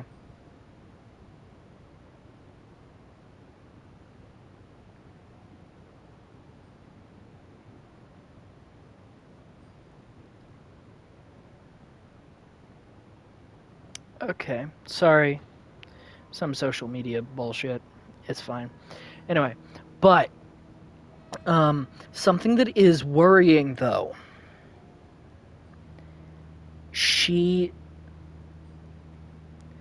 It's very clear to me, it may not be clear to any of you or the main character, but it seems like Maya had a crush on the main character, was possibly in love with her. And because she felt the need to repress those feelings, caused her more depression. Because the main thing is that people's minds act in a very symbolic way. And so she's drawing all of these flowers. And while, yes, you could hold on to the cherry blossom meaning death, she said that the main character wrote in a flowery way. That would normally go over somebody's head. But considering that all of her art was about flowers, and then she compares you to the very thing that she draws all the time, it shows that either she loved you, or it shows that she had admiration to you on par with your admiration for her. Anyway, what do you have, little one? What is you? A cone with a bucket. Commander Cone! Sorry. The bucket I was thinking of as a helmet. Ah, yes, Commander Cone. How are you doing? How are the fronts? If you can't make yourself laugh, who's gonna make you laugh? Keep holding the fort, Commander Cone. If anybody comes to that door, I'll blame you personally, Commander Cone. Commander Cone, that's kind of hilarious. Damn it, Commander Cone! Who closed the door? Never mind, he's guarding the door. We'll be safe. Fuck. More of the adult bullying, as I said. If you want food, do what I say. I don't see a lock on that goddamn door, and if you try to stop me from getting food, I'll tell the cops. That's all you gotta fucking say. And if any parent is ever like, I put a roof above your head, food in your mouth, blah, blah, blah, all that shit, all you gotta say is, if you didn't do that, you'd be in prison. The bare minimum does not deserve my worship of you. That's something you can say to your parents, if they try to abuse you in that way. God damn.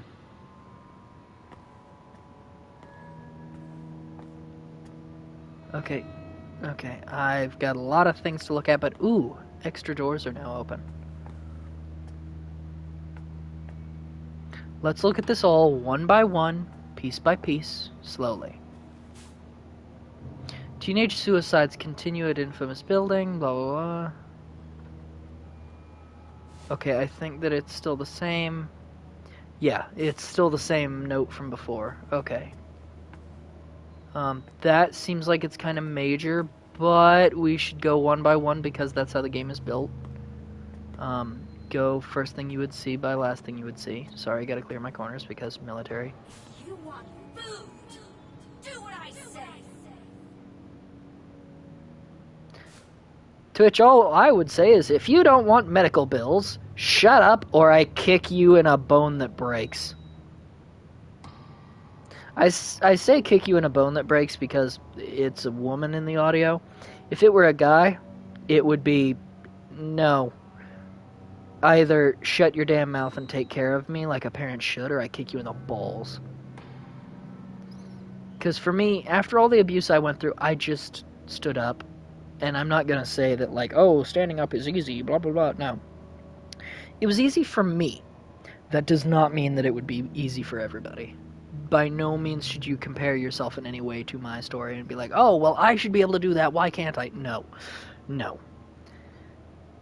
Just because I could do it easy does not mean that anybody else should or can. Everybody has their own challenges. Everybody has their own level at which they will operate. So,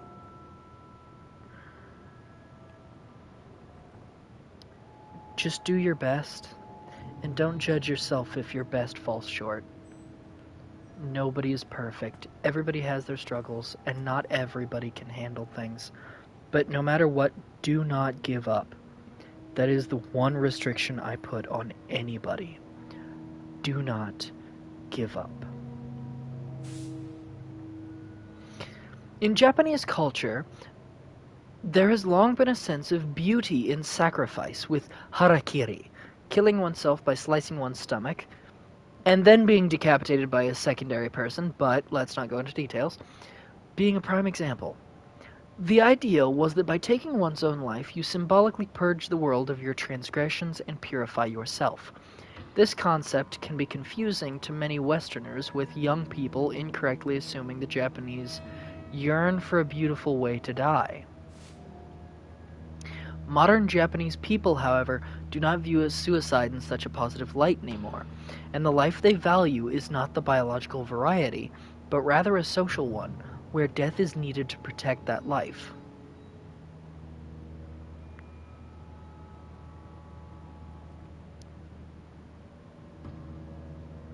Huh. Oh, okay.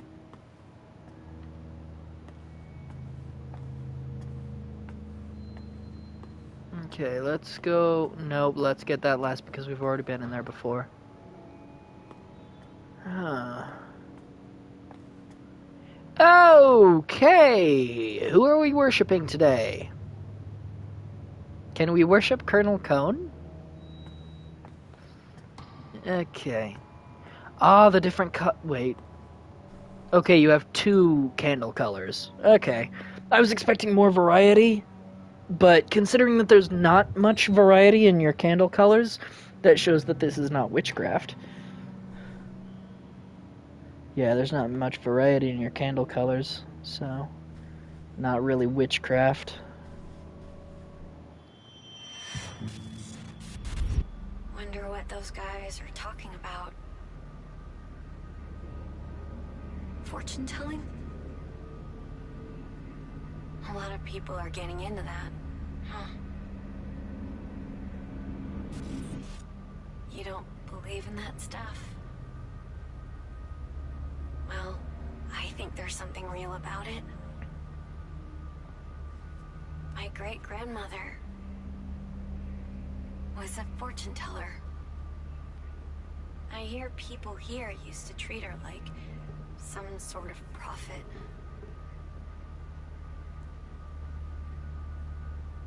But they all eventually turned on my great-grandmother. Guess you can predict other people's futures, but not your own.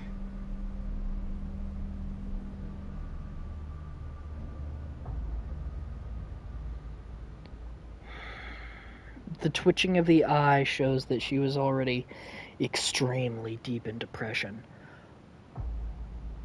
But, from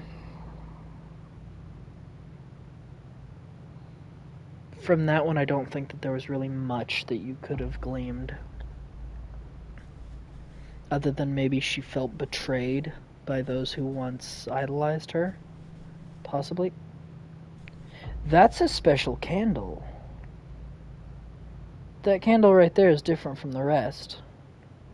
Because the rest are standard pillar candles, but that one has a glass outer casing, and not only that, it is a decorative glass outer casing. So that's a special candle. I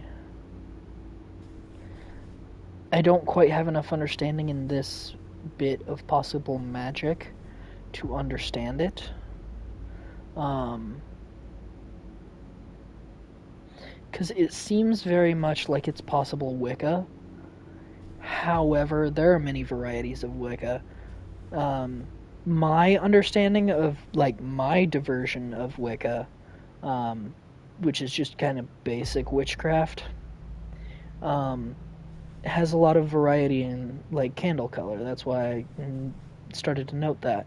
However, some of this seems like it could be because the bone, the salt, the bramble, the living plants, the pile of bones, or possible other bramble, well, those are bones no matter what, the rocks, the incense to burn, the bell, and then the parallel lights,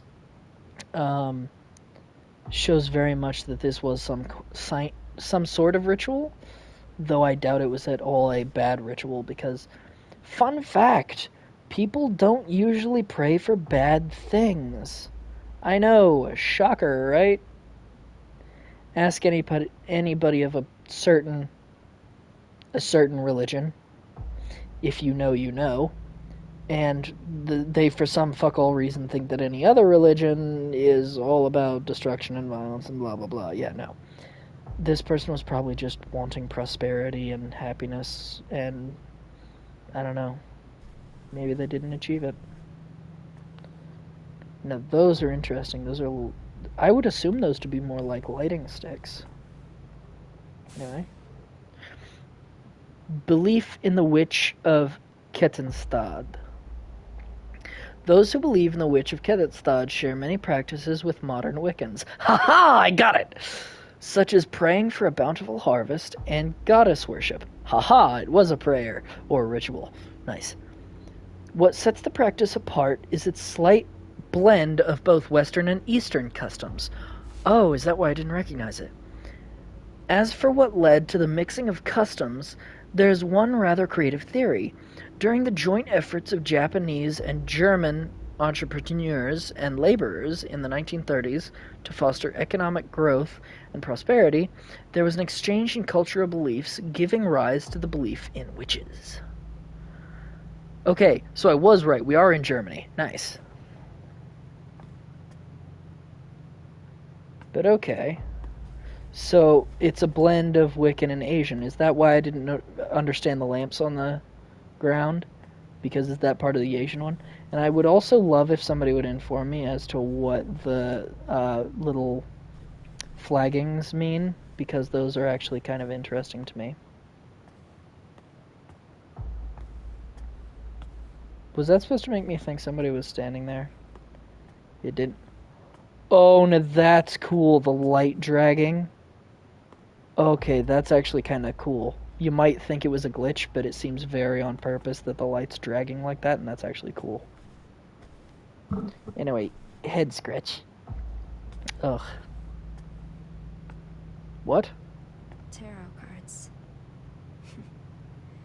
No point predicting my future. Okay, so you are still intent on suicide. Why?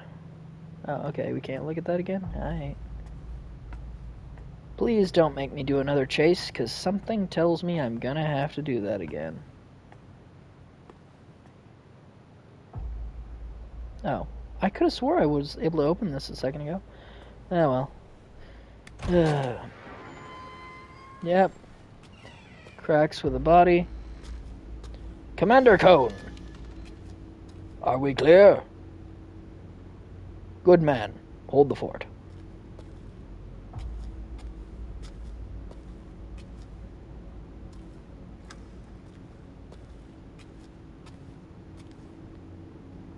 Why are doors now openable? Wait.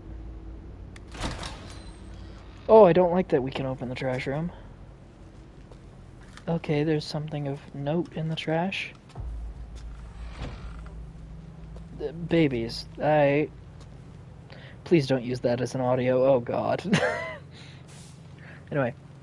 This is all your fault. Everything. You're a heartless bitch. You stole my only friend, my place in this world, all of it. And you don't even care. I'm invisible to you. I fucking hate you. You are not talented. You are not special. You call those shit stains art. Wow. Okay, you fucking prick. You came out of nowhere and ruined everything. And then it just repeats fuck off a lot. Get the fuck out of my life, you piece of shit freak. Wow. Okay. Who was this from and who was this to? I'm assuming it was to her. Or to Maya. I'm going to assume her since it's in her personal Silent Hill. And I'm assuming that the educational books is Silent Hill trying to inform the protag. Commander Cone, I heard an echo that I did not like. Would you please get me a change of underwear and my brown pants? Thank you. Anyway, I'm guessing that the books about, like, suicide rates in youth is Silent Hill trying to educate her and try to make her feel seen.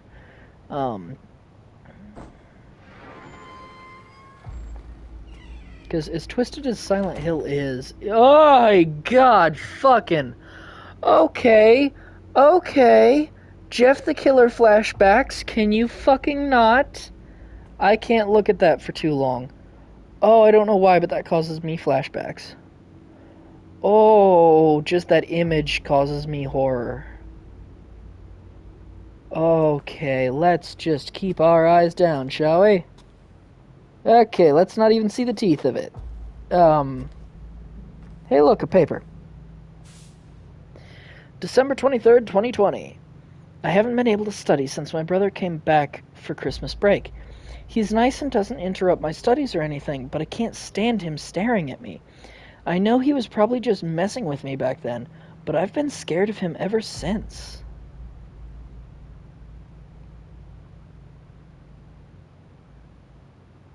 Okay. It made me hate any guy looking at me. I can't believe other girls walk around school and town showing so much skin. February 21st, 2021. I think I'm finally finding my study groove. My test scores are really good. I'm worried about how much my parents are fighting recently, though. They were yelling at each other again today. I asked Mom why, but she wouldn't say. May 11th, 2021. This is it. Test day tomorrow. Mom told me I should be proud of myself since I've worked so hard, so I'm feeling great. She's not my real mom, but I know she loves me and I love her. Mom, I'm going to ace this test tomorrow for both you and Dad. Okay. That is a kind of healthy mindset, but at the same time, do not feel like if you fail it, you have failed them. You have not. You tried your best and you did damn well. But the only thing in this situation that I'd worry about is the parents arguing and possibly the brother staring. It depends on what age they are for this. Like, I don't know what age they're at. Because if he's just a young child, then don't really worry about staring. People are stupid. Now, if they're anything like the poster on the wall of the game next to me, Jeff the Killer, then worry. Because, yeah, Jeff the Killer is, he's Jeff the Killer. So we're gonna walk out without looking at that poster because I do not like the fact I got flashbacks. Can we close this door? No, we cannot. Oh my god, even seeing that in the corner, just, I cannot look at that image.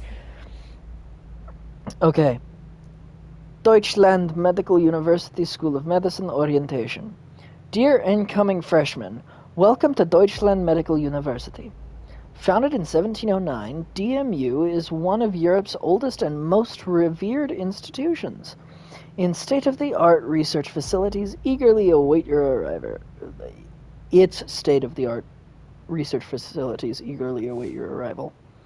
Orientation details. When? September 24th, 2021, 11:30 to 1300.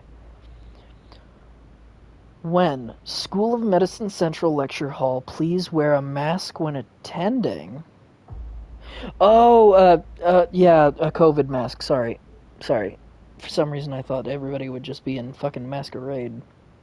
This is for the college Amelie wants to go to. Amelie, thank you for giving me that. Now I know how to say it. Okay, hey Anita, you got a minute to talk? Yeah, definitely.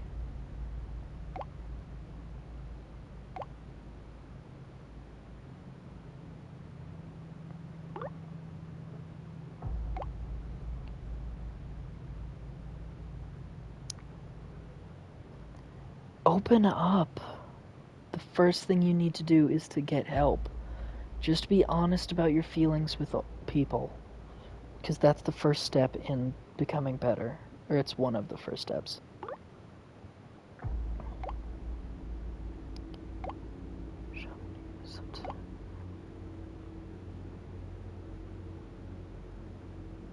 Okay. Maybe you should.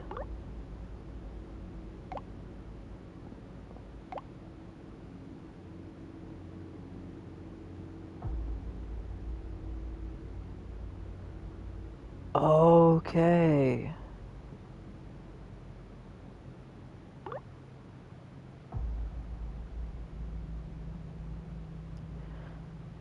It's a factor of it's what she wants and needs to get away from her brother, and it might socially acclimate you, so might be a good idea for you to go.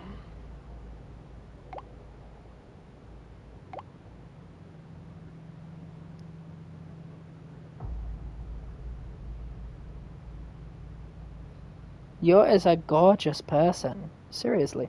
I know that I just did a joking voice, but, like, everybody needs to believe in themselves, in their own looks.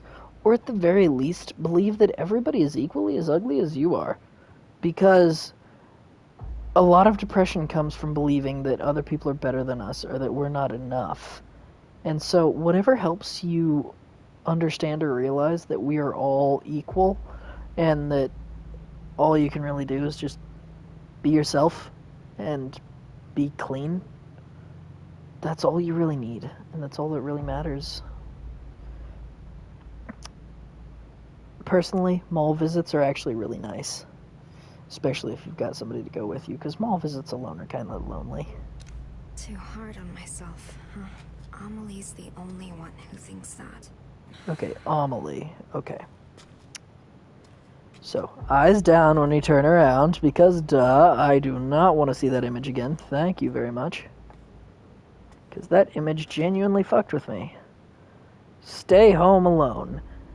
No, don't do that. Do not stay home alone.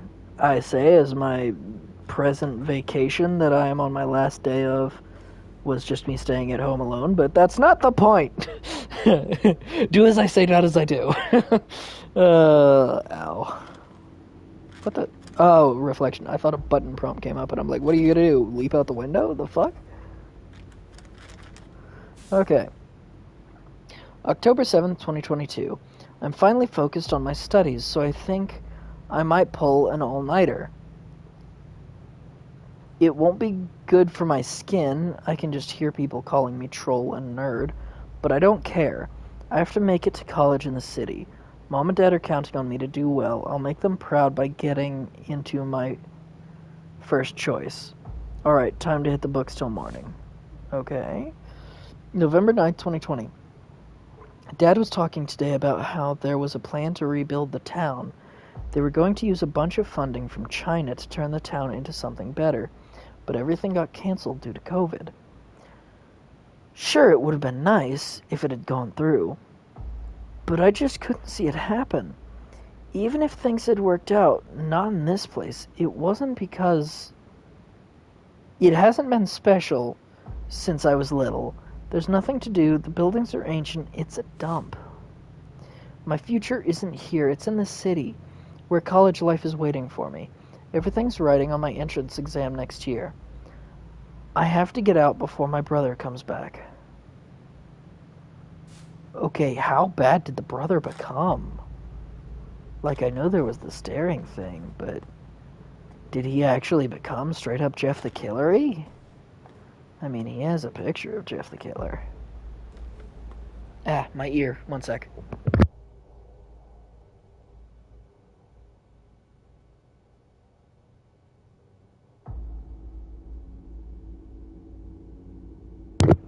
Sorry, I had an itchy ear.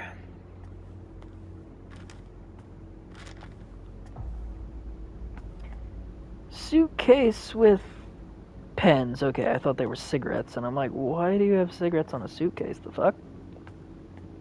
Stay home alone! Okay, so that was a command from a parent.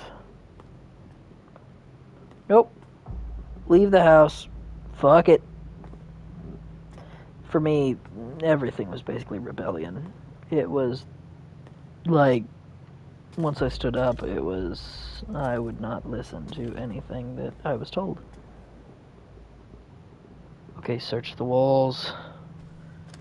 Good, no copy of that picture. Good, good, good. I needed to know if I needed to hide my gaze. August 24th, 2021. Hey, 14 days after my birthday. I got some materials from my first choice in the mail today. I'm going to be a college freshman. I'm so happy. I still can't believe it. Mom, Dad, I'm going to study my ass off and be The best daughter ever. Thank you so much for everything. September 22nd, 2021. Mom and Dad are yelling at each other. They're talking about bankruptcy. Wasn't everything supposed to work out without that rebuilding plan? So this means they're out of money, right? Does this mean I can't go to college? All that hard work was for nothing? No way. Don't leave me, Mom. I can't stay here. I can't be stuck here with my brother. September 23rd, 2021. Mom just left. She told me to get out of the way. I have to get out of here. I want to disappear, but where would I go? This is all a bad dream. This is all a bad dream. This is all a bad dream. Amelie hated the way her brother looked at her. I bet she wants to leave to get away from all that.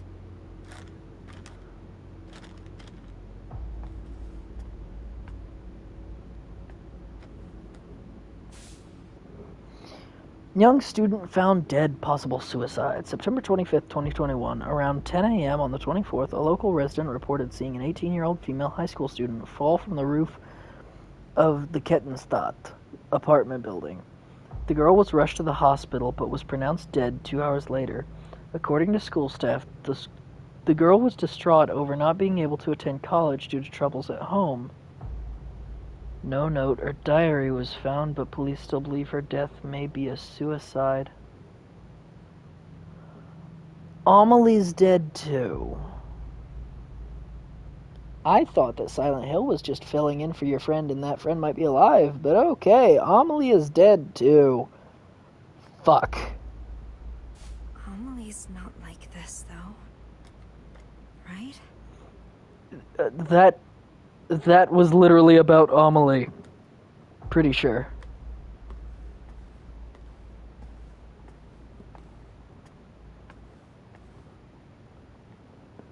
Okay.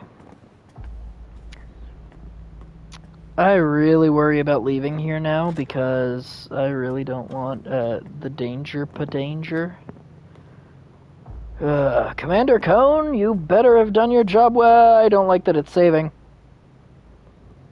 Commander Cone, you better have done your job well.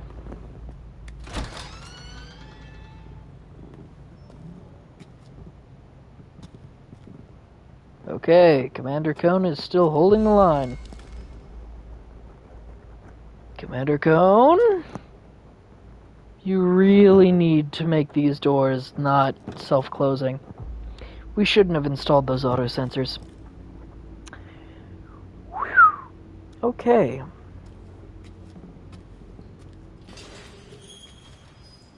No. No, don't you fucking dare make me run. Oh, I really don't like this. Oh, I really don't like this. I really don't like this. School. Okay.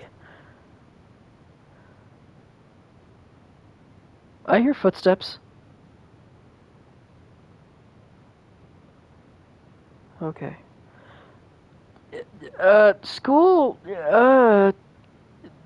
specifically how this hallway is made reminds me way too much of Outlast 2.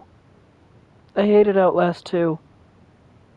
Oh, I really hate all of this, especially because of what Outlast 2 had happen at the school.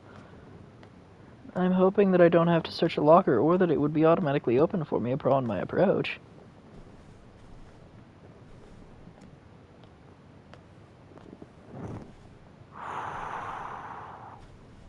Social interaction makes people feel safe, so hearing voices makes me feel a little safe, but something tells me that the lights are all going to go out, that the lockers are all going to slam, that something's going to go wrong and I might end up being chased, and that's going to be where I need to run to get away from the chase. Either that or I'm going to need to run forward to get away from the chase. I don't know, but something tells me that it's been way too long since we've had a chase.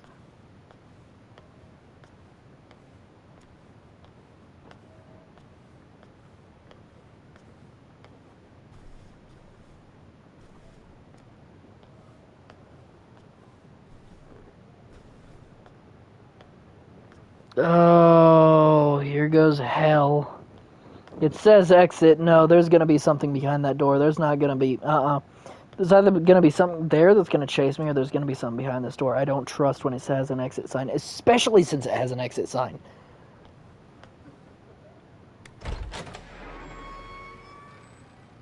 Oh.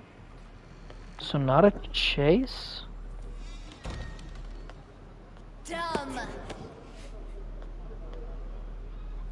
Well, I'm sorry your grades are shit, but you haven't seen my report card. My report card is stellar. I'm at school, bitch. How about you go to the parents who don't want you around? Sorry, these are just comebacks that I've thought of over a very long time because, again, any insults that are thrown toward you are what they want to say in the mirror. Which isn't really an insult, though, but again, like, which isn't really an insult. It's just a statement of your religion. But I guess other people might consider it a statement of religion. Freak, no wonder nobody likes you at school. I don't give a damn what you do or don't like. I'm not here to please you fuckers, I'm here to live happy. Okay. Oh, okay. Witch's locker. Again, that's just a statement of religion. Do you guys not know how to insult somebody? Like, that's like writing pagan on my locker. Congrats, you figured out my religion? What the hell? Get out, you freak! Slut! Your art's fucking weird! What a freak! Cocky piece of shit!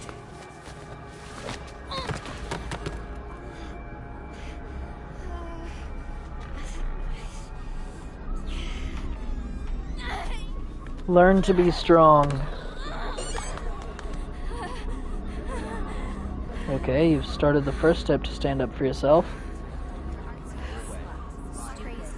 Fucking wah! All of you can fucking cry about it. I'm sorry your parents didn't love you. Shut your whore mouth! Ah, I'm sorry that no women want to sleep with you, fucker. That's usually what happens if they call you a whore, is that nobody wants to sleep with them, so they want to put it out on you, like, because you have some kind of sexual activity, you're somehow bad, even though it's just the fact that they're too toxic to ever get laid. Anyway. Well, I'm sorry you hate yourself in the mirror. It's not my fucking fault. Meh. Now, I do wonder why it's turning red. Ah, my eyes. Oh, I actually do have to walk. Okay. Oh, this does fuck with my eyes.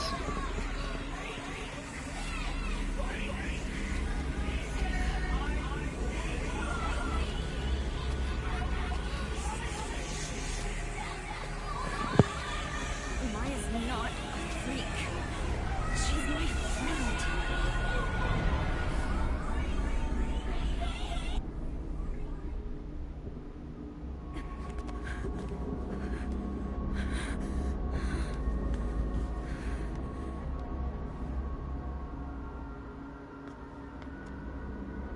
I still don't trust this hallway. Something tells me there might be a God damn it. At least it gives me a warning. I do thank the developers for that. At least you give me a warning when these things are about to happen. So I can kind of shake my jitters and get ready for it. So if the developers are all watching, thank you for giving us this static warning to let us know that there's about to be a chase, because that actually helps. Thank you. You should actually implement it as a setting where you can turn it on or off for different people who do or don't like it, of like chase warning, and it give you some kind of subtle hint if there's a chase about to happen. Okay, so I need to prep myself to run that way, or for me to run that way, depending on if it's behind the door. I'm guessing it's behind the door because I can hear the breathing of the monster. Let's get ready to run! Oh, it's behind me! It's behind me! It's behind me! Ah, it's behind me! Ah, run! Fucking go! I was ready to run the other way. Fucking run! Fucking run! Run! Oh! Oh! Oh! Run! Fucking run! Oh, I don't like.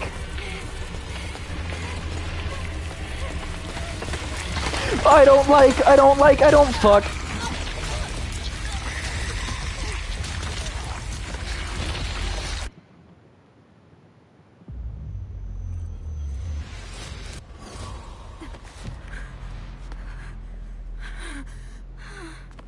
Okay, so I took a wrong turn. Good to know. Why are you chasing me? So it appears behind me. Good to know. Gives me a head start. And plus, that death was very mild, and the creature, now that I actually get a look at it, is very mild, so thank you, developers, for that, because I was actually afraid of it being something, like, horribly terrifying like PT was.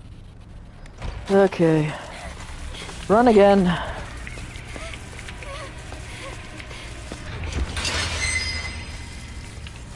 Run! Why aren't you running? Run!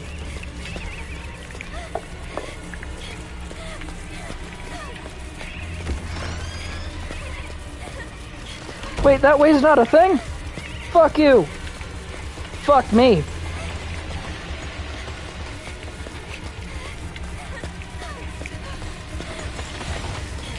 Run! Somewhere, now, fast! Run! Somewhere, fast, now, I'm dead. Are you gonna pick on me next?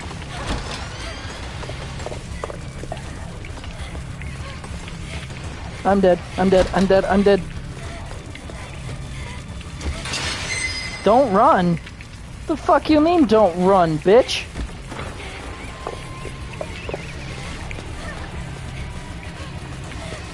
Let's take a right this time. I can't run. I can't. It won't let me. Okay.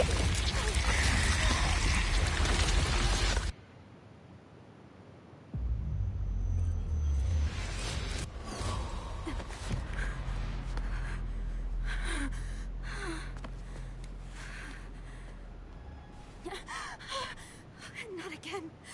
Not again. Okay. Can I go the other way?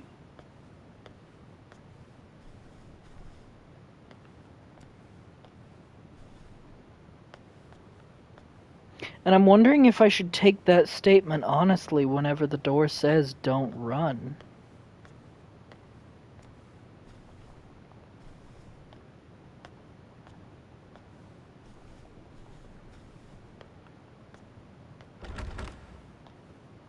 Okay.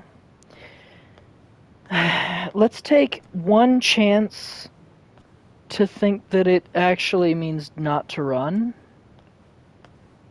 Even though I doubt that that actually is a thing, we might take a chance. Right now the plan is just to turn around and face it. Even though this might end up in death, so, skip if you don't like. But face me.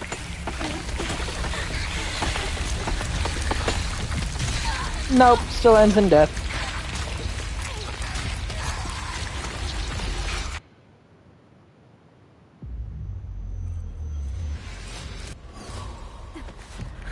It still showed a running back thing, even though I didn't run. That's funny. What am I supposed to do? What path haven't I taken yet? There's one door off to the right, I guess. Run. Take the door off to the right.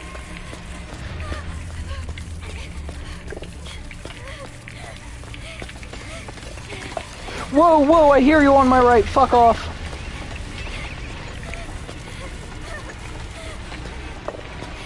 Wait a fucking second. That doesn't lead me anywhere. I've already been through here. Go!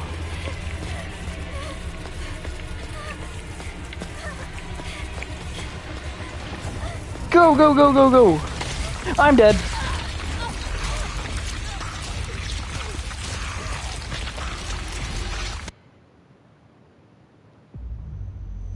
Where am I supposed to go?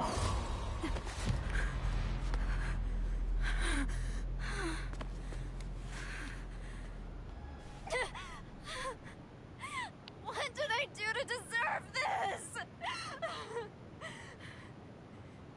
You've hated yourself and need to learn to love yourself, and that's what Silent Hill is trying to do for you, even though this is really not a good way to do it.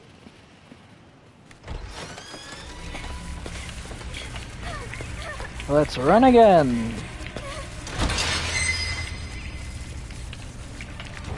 Okay, so opening the don't run doors slows you down.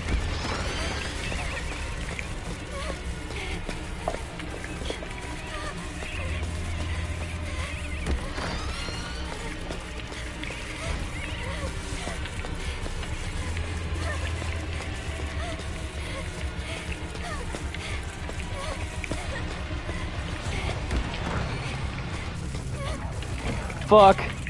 Don't look at me! Stop it!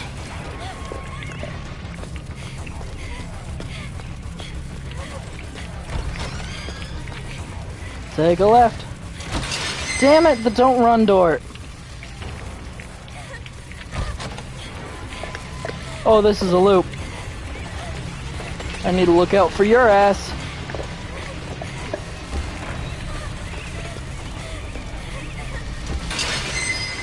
Damn it, you slowed me down. Run! Run! Fuck, I'm dead. I'm dead. I'm dead because this is a don't run door. I'm dead.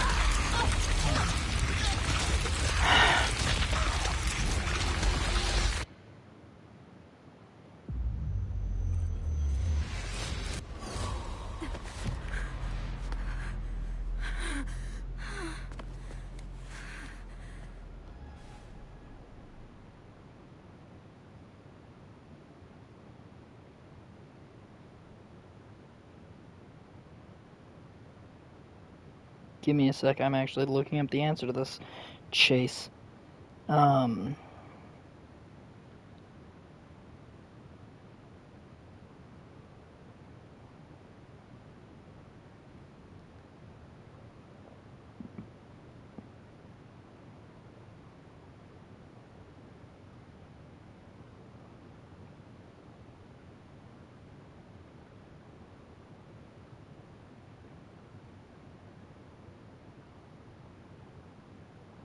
Okay, all of the chase scenes.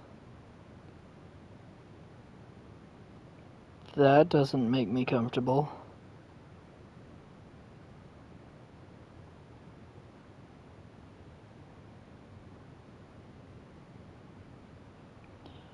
Based on what I'm seeing here, I'm not even halfway through the game.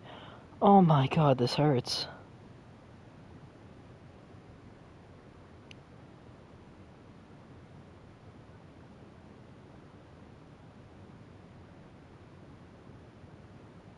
Oh my god damn. Yep, because that's where she wakes up in the locker area. So I'm not even a fourth through this. Oh my god. Okay. Forward, go through the don't run door. Okay. Take the left. Huh? Okay, I just need to know where the exit is here, mate.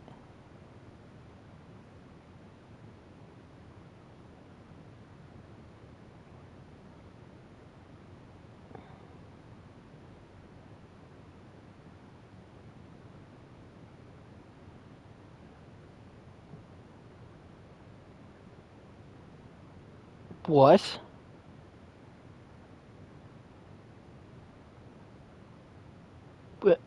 What? Huh? I'll try to replicate what she did, or what they did, but I don't see how that at all even is a solution, or even where that door was that they used, but I can try. Run. Take the don't run door. Go, go, go, go, go. Go, go, go, go, go. Run, run, run. Go here. Take a brief second's wait. Go, go, go. Go through here, take a right. Take the don't run door. Run. Run, run. Take the don't run door. Run, run, and run. Okay. Why are you chasing me? Thank you. Even though that lets me know that I'm not... Not again. What did I do to deserve this? Oh, goddamn. Find it. Find what? Give me... Give me more to run on. Also, my god, my heart. My motherfucking heart. Okay. I don't like finding out that I'm not even a quarter through this. Oh, my heart. It no likey. Find what? You know, Silent Hill, it'd be a lot easier if you actually told them what they're looking for. What the fuck am I supposed to find?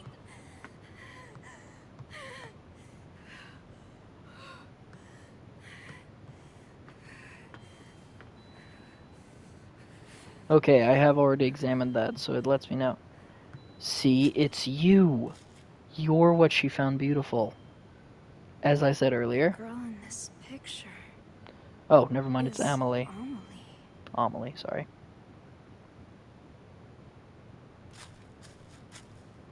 Okay, so, what's her fucking name? I don't remember the name of the artist lady. Whatever.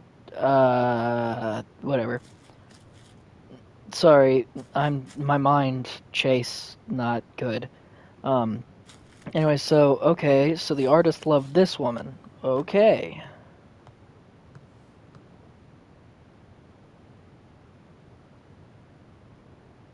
But we have memories from her perspective.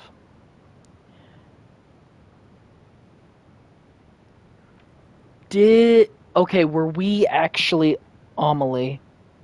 And the game is just making us believe that we were somebody else so that it can give us a different perspective. And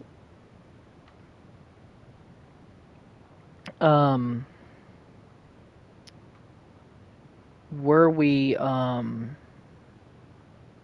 did we try to jump as well, and Silent Hill saved us from the jump to teach us?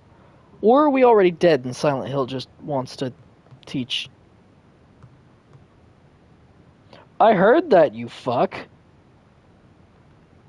Don't be moving shit around in here without my fucking say-so, you little fuck. Okay, so we can't note that out, but we can look at this book.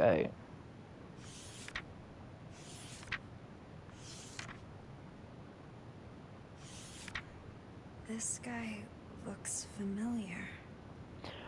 The bead bracelet. She had a bead bracelet earlier on.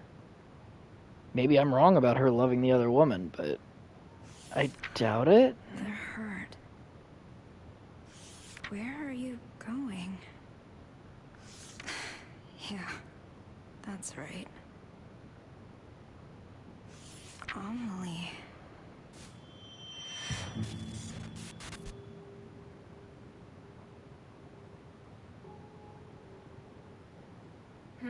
What's that?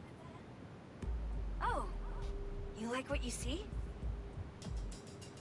Come closer then.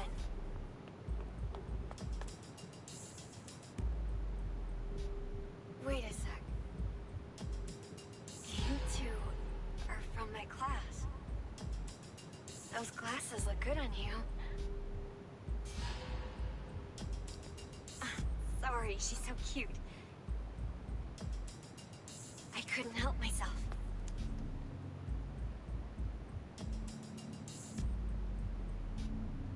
Feel free to stop by anytime. You're always welcome.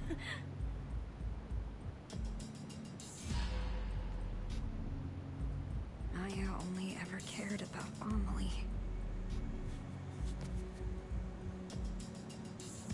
She didn't see me. I was invisible to her.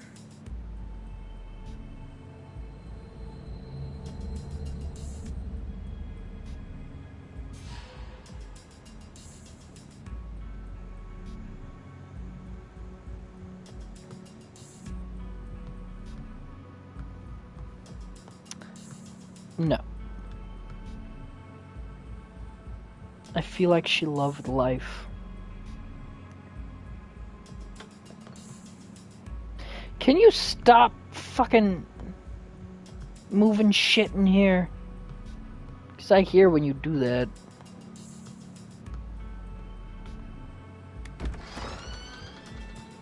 The Oh, library. okay. I'm back at school.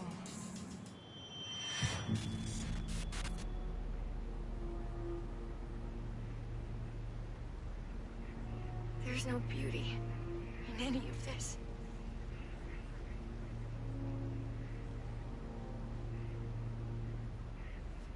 Oh, sorry. I was just thinking about something.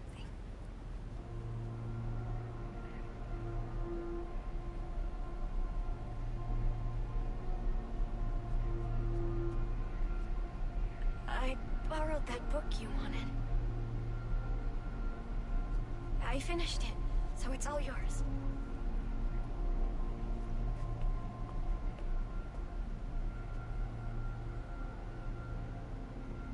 I wrote my impressions in a letter. Read it when you get home, okay? No. No.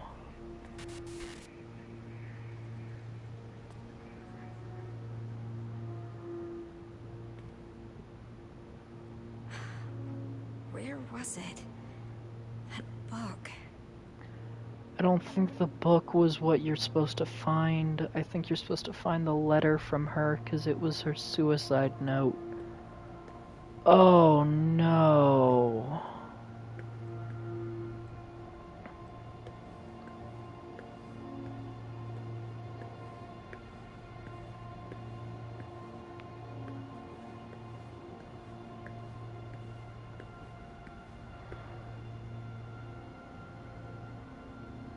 Okay, eating habits, Homo sapiens, that's science, English dictionary, physics.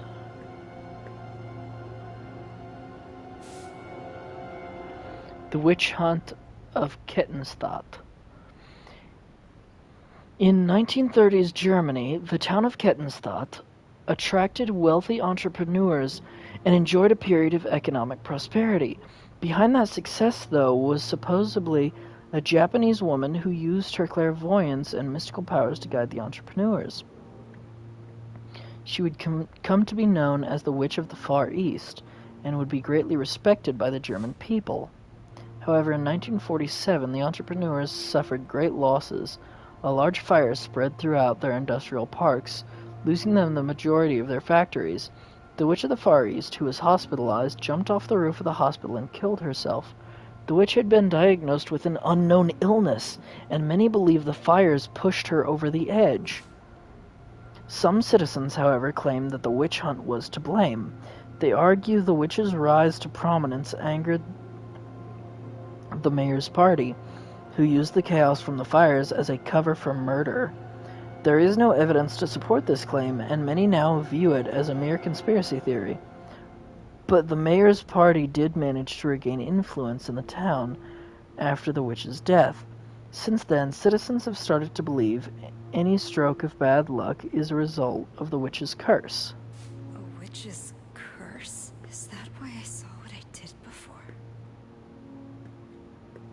No, you are in Silent Hill.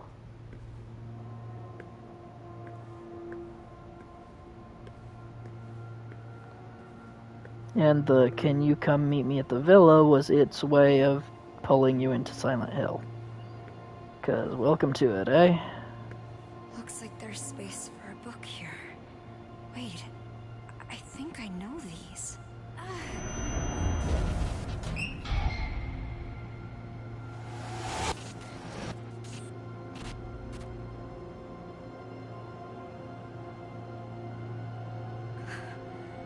No way.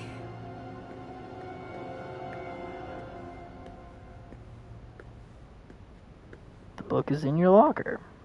Great. Let's hope we don't have to go through another fucking chase to get there. Because if we do, I think the next static that we come across, I'm just stopping.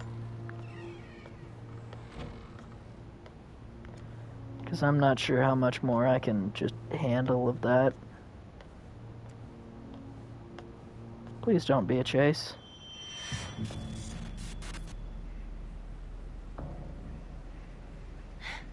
It's like that other school.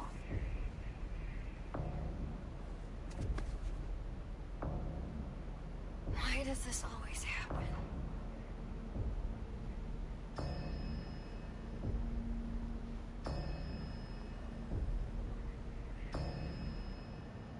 I've never seen Maya like that before.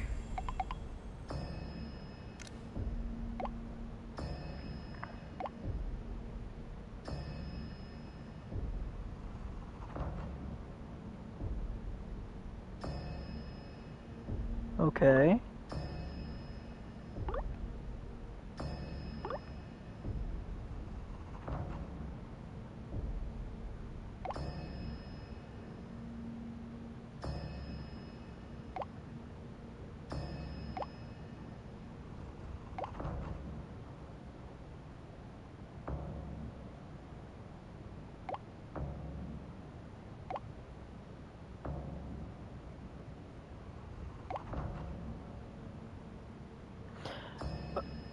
Okay. Nope, nope, nope. Nope, nope, nope. Everything was okay until the last message. She did see you as a friend. Depression doesn't mean that the person doesn't see you as a friend. It doesn't mean that they at all were trying to betray you or leave you when they do what they do.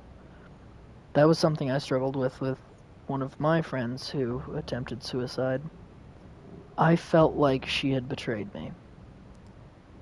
And I felt as if she didn't care about me. And I shouldn't have made it about me. She didn't deserve that. And that was on me. Don't feel like they don't see you as a friend. They do. Depression is just a bitch. That's not true. Please don't be another chase.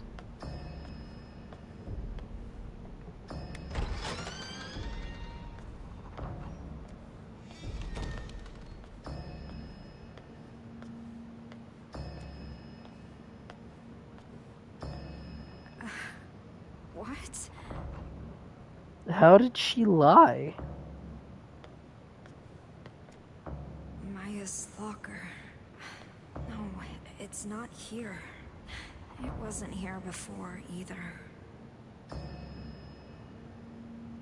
That's Maya's locker. Where's yours? My locker. Why is it locked? Is there something I don't want to see? Yeah. I don't know your fucking locker code. Oh. Is there a color code to this? Is there? Nope, it's all yellow. Shit. Okay, well, yellow is 1. Red is 3. Black is 0, or is that green? I think that's black. So, yellow 1, red 3, black 0, and blue 2. But, oh, that's how we, okay. So, 0, 3, 1, 2. 0, 3, 1, 2, okay. 0, 1, 3, and before I put it onto the last 2, but yes, this is a showing of your own mind, and there's probably something that you've locked away in your subconscious that you didn't want to think about. It won't open. 0, 1, 3, 2. The fuck? Oh, sorry, it's 0, 3, 1, 2. I know what's inside. And I can't Oh. look away. Oh. It is. Her suicide This note. letter. Is it inside the book? Yep, that's what you're supposed to find, almost without a doubt. Remember when I said I wanted to live like a cherry blossom? To be beautiful and dignified for a fleeting moment. Simply by letting go of life.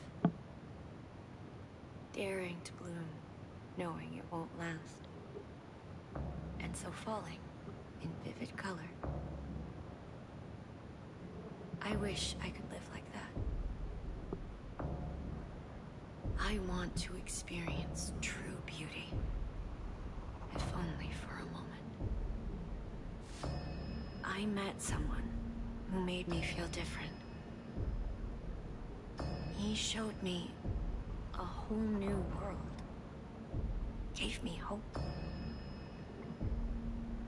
I honestly thought he could help me find a new me. I felt it with all my heart. But people didn't understand us. Didn't want that from us. In the end, they took my hope from me. They took him away.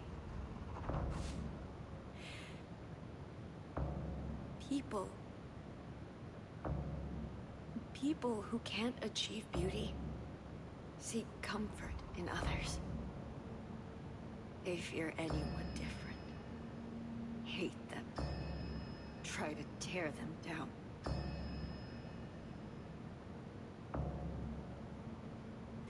I can't take much more of this. I wish you and I could run away together. Amelie. Just me and you.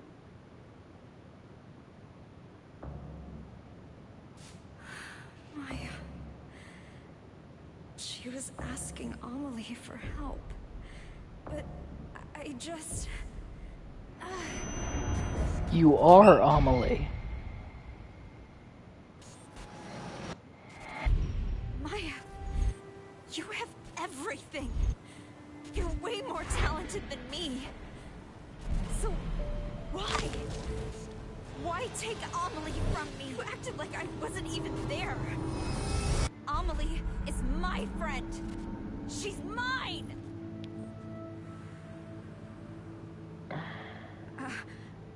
I only wanted to take her down a bit. She was taking Amelie away from me. She wouldn't pay attention to me. How was I supposed to know she'd actually kill herself?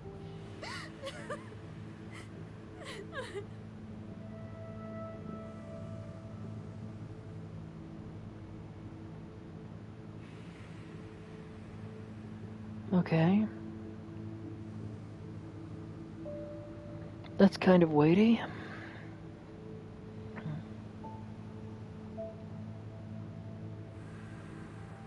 You were possessive of a friend, and due to that, it cost you someone else.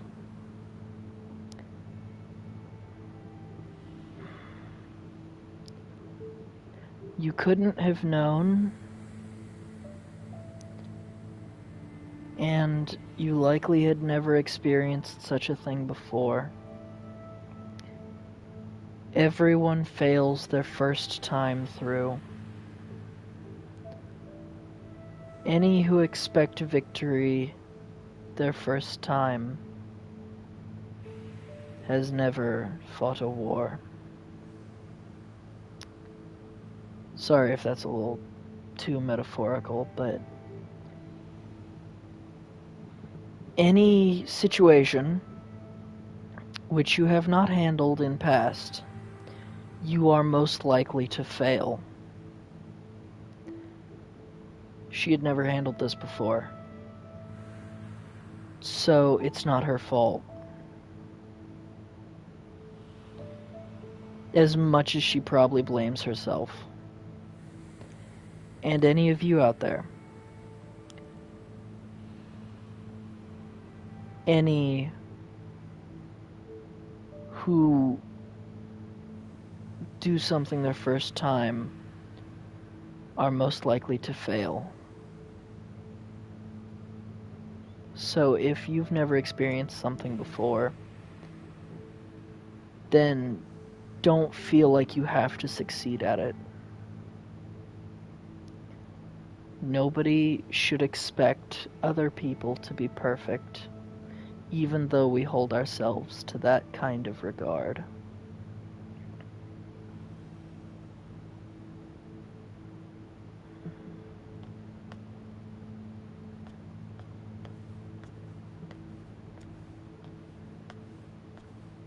That is a lie. It's not her fault. She didn't know that by being possessive over a friend that the other person would do that. She didn't know what the other person was going through. You can't blame yourself for the things you didn't know. You can't blame yourself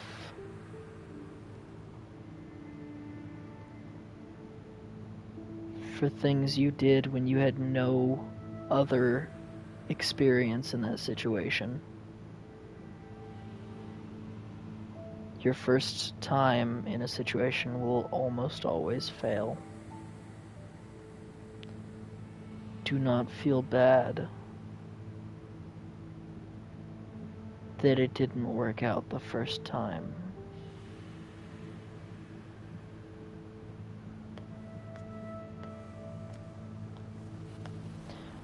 Okay, well, that tells me all I need to know.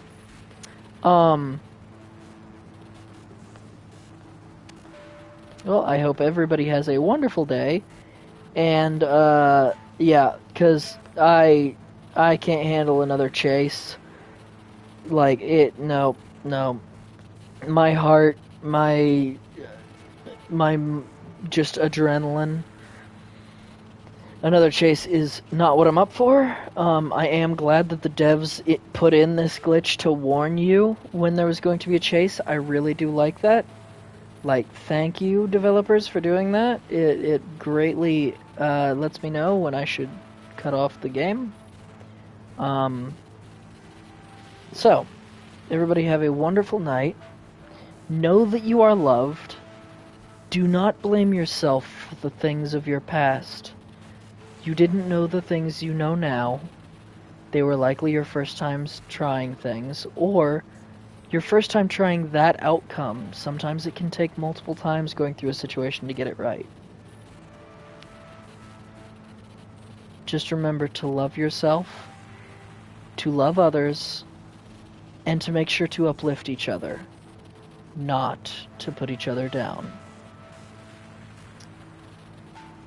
Thank you all for watching, and I will more than likely continue this to finish this out because I'm too much of a pussy to do it on my own, and so making videos like this give me a slight bit of bravery because it lets me talk to myself in a way in which I feel like other people either might be hearing me or I might make a difference in people's lives.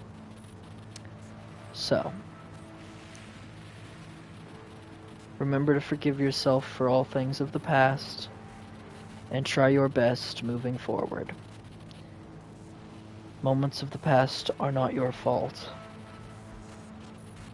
All we can do is try to be better people. Have a lovely day. And may you all have enchanted lives.